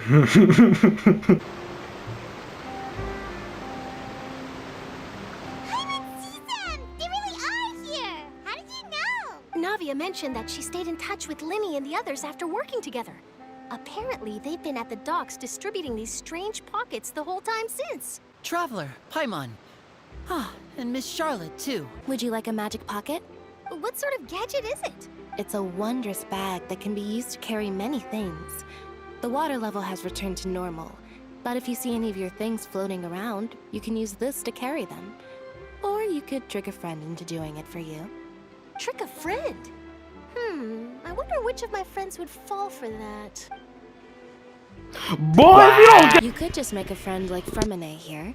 Isn't that right, Fremine? Is this what you meant by I'll help you make some more friends. To be honest, that sounds pretty sweet. Could I have your contact, please?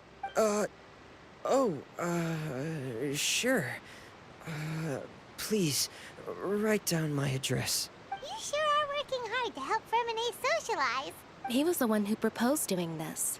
He even wants to assist in our magic shows. Sounds like that will suit him. Yes, I was planning to first introduce Pear as an assistant, and later Fremine himself. In the future, I think we can leave underwater escape magic to him too. That said, would anyone want to see a diver escape underwater? Oh, it'll work out. Every journey begins with the first step. He'll become a part of our show eventually. Lynette, could you come over? Miss Charlotte says she wants to take a picture of us. Got it. My, that Charlotte is rather perceptive. She got rid of everyone the moment she realized I had something to say to you. So, how have things been, Traveler?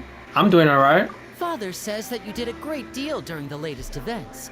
She's very grateful for your contributions to Fontaine. I still don't trust that bitch. That's alright. We were more than happy to help. So, what's she doing now? Oh, I guess you haven't heard. Well, after Lady Furina left, Father and Monsieur Neuvillette opened negotiations, during which he gave Fontaine's gnosis to her as a diplomatic gift. Really? You gave... Bruh, he gave the gnosis to her? Oh my god, bruh, I swear. Man, why? You should have just kept the gnosis, man. I was quite surprised at first myself. But when I thought it over, there were actually a number of things going for it. It could have been done as an apology for the incident with Lord Child, or as thanks for his help in tying the all-devouring narwhal down. Furthermore, Father did also lend significant aid to Fontaine and Poisson. Well, that's true, but this is a gnosis we're talking about. Doesn't this seem a bit irresponsible? I would agree, but I've also heard that it seems that Monsieur Neuvillette has had a significant change of heart regarding the matter. So there's some reason for this that only Neuvillette knows about? I suspect you'll have to ask him about that yourself. Ah, yes, speaking of which, I did see him strolling around the entrance to the Fortress of Maripede a while back. Isn't he real busy and stuff? Paimon didn't think he'd have the time for that. But back to the topic. The gnosis was given to the knave, right? What about Child? They say that he's returned to Snezhnaya to recover from his wounds. I hear that the recent disaster really did a number on his health. Well, I guess I can now call him one of my war buddies. That's true. When you think about it, we've had loads of run-ins with the Fatui. To think we'd be allied with them this time. Oh wait, hold on. I just realized I still have his vision. Wait, do I? So shocked by such a simple switching of sides? Who's that? Oh no, god. Oh great, it's her. Oh my god, it's her again. Father. Well, what do you know? Come to the docks to see how my children are doing and meet the Traveler by chance. Please do not pay my accomplishments in Fontaine too much mind. I would have done them regardless. Are you going to take the gnosis back to Snezhnaya? That is our duty as harbingers, yes. I knew it. Don't be too preoccupied with sides. The goal of the Fatui concerns not a single place or person, but the entire world. With such a grand goal in mind, it is inevitable that we must wear many masks. Switching my masks is something I've always done. Will you keep to your precision? Well, that depends on many things. No one truly knows what the future holds. What good is honesty if you can't rely on it forever? As for you, I very much look forward to our next collaboration. Good things cannot be achieved alone. No. And you've proved yourselves to be great partners. No, I'm not. Oh yeah, yeah, I knew it. The vision, bro. The vision. I forgot about that. Actually, I just remembered something. Please help us deliver this. A vision? All right. I'll remember to return it. Thank you for keeping it safe for him this entire time. Phew! that's a wrap for me. Huh? You're... Greetings, Miss Journalist. Hello. If I'm not mistaken, there are diplomatic channels I'll need to report to take a photo of you. That is correct. So forgive me, but I will not be able to serve as a subject in your article. However, feel free to write as much as you'd like about our dear magicians and our upcoming rookie talent. I will. The sea breeze is quite pleasant. I shall continue my walk while the weather remains so agreeable. Farewell. Farewell, Father. Oh, she has such an intimidating presence. I didn't even dare to take a picture. Thankfully, I've already wrapped up all my pre-scheduled interviews. Thank you all. This'll be more than enough for me to write about, I'm sure. Don't be too nervous. Why don't you take a magic pocket before you go? Here, Traveler, Paimon, you take one too. To move things about? That's right. Funny. I was giving out magic pockets when we first met too. And what do you know? I'm doing the exact same thing right now. So many things have happened, but the pockets are still the pockets. I guess this must be life. We will all follow our own paths, and serendipity will lead you to your fated friends. All right then. We'll be handing out pockets in some other districts later, so we'll get going now. Have a good day, you two. In any case, you came at a good time. I was just considering reaching out to you to set up a meeting, so I may explain some things that I haven't had the time to before. Aw, Paimon's glad that you remembered. Thank you for keeping us on your mind, what with you being busy and all. Alright, let's have it then. How was Fontaine actually saved? The whole business is still quite the mystery to us. It is strange how words can often leave a bitter taste in the mouth when it finally comes time to say them out loud.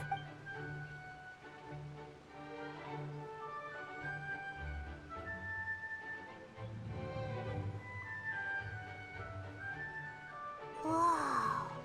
So that's what happened? I only saw Furina's part myself. Fusillard destroyed the divine throne of the Hydro Archon and restored your power to you, transforming you into a fully fledged elemental dragon sovereign. But Paimon still doesn't quite get what you did to save the Fontainians from dissolving. For me, the authority of the ancient dragons refers to absolute control over the hydro element. Fontainians were incomplete humans born of Egeria's use of the power of the primordial sea, with constitutions similar to that of mimics. But so long as those primordial energies remain within them, I could use the ancient dragon's authority to grant them true blood, after the fashion in which life was first brought into being on this planet. In other words, when I gave my verdict, Fontainians became true humans, and thus would naturally no longer be dissolved by water from the primordial sea. Fusillard must have counted on you to make that decision as well. Your verdict was the key to making the prophecy appear to have come true while saving everyone. You could say that it was that. You could say that it was at that moment that the Fontainians were finally true born. Yeah, and in a manner of speaking, Fusillard finally managed to fulfill the original Hydro Archon's wish to turn Oceanids into real people too. It seems from your expressions that you still have more things you wish to ask. Yep, I do. I will tell you. Alright, let's go.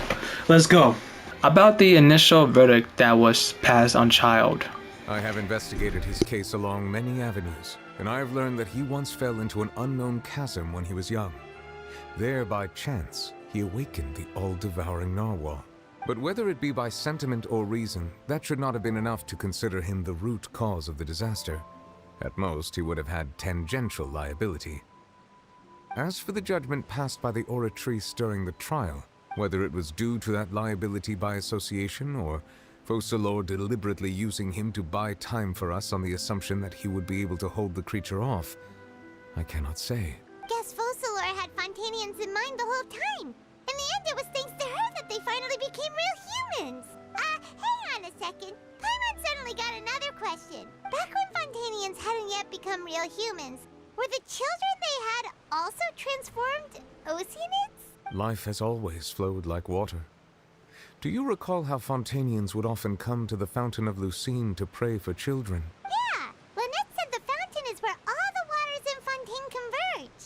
In truth, even those couples did not know that such prayers were no mere custom, but instead a form of ritual.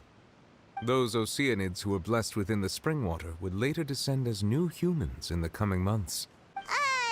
Paimon sorta gets it now. Either way, seems like this ritual won't be of any further use, but it'll probably live on as a local custom. About Fontaine's future. Yeah, about that. Risley said Furina has already left. What's that all about? Ah, Lady Furina. The people are only aware that her death sentence has not been carried out. She abdicated the post of Hydro Archon and left affairs related to that title to me, before leaving the Opera House. I related Focalor's words to her faithfully and completely. After hearing them, she seemed neither saddened nor comforted. She simply said that she was tired and needed to rest. Having said that, she then packed her things and moved out of the Opera House, not unlike how an ordinary person might. But she's still got a place to stay, right? You need not worry. I will make arrangements to ensure that she will not want for food, clothing, board, or travel. In truth, I am somewhat happy for her. The wear and tear on her spirit will, of course, take time to heal. But now that she no longer has to play the role of Focalor the Hydro Archon, she can finally lay down her burdens and lead a normal life. What about you then? What are your plans now that you've regained your full powers as the Hydro Dragon? After Focalor passed on, the Oratrice also ceased to function. This matter will directly affect our trials. After much careful consideration, I've decided to take over its role in our courts. From now on, I shall hear cases and pass verdicts by myself. Good choice, good choice. You're still considering stuff from the perspective of the Udex, huh? As an elemental dragon, there are indeed many things that I must do. But this power and this duty, in a manner of speaking, you could say that both were granted to me. As such, before I attend to my other responsibilities, I must first and foremost continue to serve Fontaine as its highest judge. The duty of the Hydro Sovereign and the duty of the Udex shall coexist within my person. Additionally, the Hydro Archon's departure has brought about another problem, which is that the Opera House shall no longer produce indemnitium. That's true. That power was derived from the people's faith in the Hydro Archon, wasn't it? Wait, but the various mechs and machines in the city are all still okay. Where are they getting their energy from? As I am now, I have full command over New Musia, and it can serve as a complete substitute. Another reason why I cannot quite leave Fontaine immediately. Wow. This ancient dragon's authority stuff is really quite useful, huh? About Fontaine's gnosis. Oh, that's right! They say you've given it to the knave as a diplomatic gift or something! Leaving aside their intentionality, the two Fatui Harbingers have indeed done much for us during this crisis. Their sole remaining goal in Fontaine, at least at this point, would seem to be the Gnosis. The Oratrice has ceased to function. The Hydro Archon's divine throne is now no more, and I do not need the Gnosis's power. If the Fatui have impure designs, then we might as well accede to their request now, and avoid unnecessary conflict. What complicated considerations! Paimon thought you were just giving it to them out of gratitude to the knave and as an apology to Child. Now, alright, finally, the important question of all time is Netlin. About the next stop on my journey. You will soon be heading to Natlan, I presume? Yes, I'm yes. afraid that I have little talent as a travel guide. Damn! So all I can do is tell you what I know about that land. Okay, I'm ready. As far as I'm aware, Natlan can be said to be a nation of dragons. Nation of dragons? But I thought it was a nation of war. Is it not? You mean like you? No, I suspect that I would not find myself welcome there. Unlike ancient dragons such as myself, the dragons of Natlan have undergone long years of development and evolution. Large numbers of them have entered a form of coexistence with humanity. Natlan is also the nation of war. War ravages those lands like an undying flame. There is one other piece of information I got incidentally from my negotiations with the knave that I believe may be useful to you. Okay, tell me. The Harbinger known as the Captain has thrown his hat into the endless ring of war. What? The Captain? Sounds like a real tough customer. Seriously, everywhere you look, there's a Fatui Harbinger doing their thing. I suggest that you fully prepare yourself before going to Natlan. In the meantime, Fontaine's doors will always be open to you. Well, I have no more questions. Hang on a sec. Paimon's still got a question about the Gnosis. Oh my god, what? When we spoke to Linny earlier, he mentioned that your attitude towards giving away the Gnosis had clearly changed. We guessed that there might be some reason for it that only you were aware of. No wonder the House of the Hearth is the Fatui's intelligence division. They are certainly sharp. So regarding this specific issue, I was just getting ready to share something with you. What is it? In truth, I exchanged some further words with that lady named Skirk after sending you two back to the surface. It went something like this. Well, we're going to head topside to see what's going on. You hurry over soon as well, all right, Nervalet? What next? The all-devouring narwhal isn't here, so I'm no longer getting any interference. I can finally catch the scent of your power, what it's made of. It is the authority of the planet's primordial dragons, but with something very similar to a god's curse mixed in. It's quite a novel blend. I'm sure I've encountered something like this before. What was it again? I do not know what you speak of. Ah, of course. How could I forget? You should have the remains of the third descender on your person, yes? What? Wait. Remains of the third descender? On your person? Wait. Remains? I've never heard of any such thing. Wait. Huh. According to your parlance, I believe it may be called a gnosis. Well, that much is true. After Focalor's divinity faded, she handed her gnosis to me, but I fear I had never heard of it described in the manner that you just did. I've been training with my master, the Foul, ever since I was young, and I have never returned to the surface since. So most of the information I possess, I got from him. It is only natural for those who are greater than humanity to possess a different sort of common sense, which is why there are so many problems in our attempts to communicate with humans. Regardless, you should probably get rid of objects of misfortune to prevent any disasters from befalling you. To live in itself is a blessing. But once a person dies, the bonds he once had with this world shall all turn to curses. What do you mean by that? No need to fret. These are just my personal thoughts, and my reason for no longer wishing to return to the surface. This third descender you refer to, who are they? And when did they die? Master never mentioned them to me. Perhaps it just wasn't that important for me to know. If you're interested, though, I could ask him. I'll be sure to pass the answer on to you next time. Next time? You believe we will meet again? I do. Wait. I have a disciple of my own, don't I? He can be the messenger then. Damn, the third descender? Hold on, I didn't know who this guy is, bro. That's what she told me. Whether it would prove useful or not, I wanted to pass that information on to you. The remains of the third descender? So that's what the Gnosis actually are. Paimon just thought they looked like chess pieces. How could they be a person's remains? All the same, assuming that there was no misunderstanding or special metaphor at play, that is what she meant to say. And she said that it would bring misfortune and that you should check it, which is why you gave it to the Fatui. If she speaks the truth, then I would simply be putting Fontaine at unnecessary risk by keeping it here. A descender. She mentions one of them. I'm the fourth descender. For me, this information means two things. One, that the Gnosis are related to descenders. And two, that the one who came before me has already died. I guessed that you might already be familiar with this concept, but I did not expect you to be one of them. That means that the Gnosis, which are exceedingly element compatible and can even enhance elemental abilities, do indeed come from the third descender. I wonder, does your body also possess similar properties? What do you mean by that?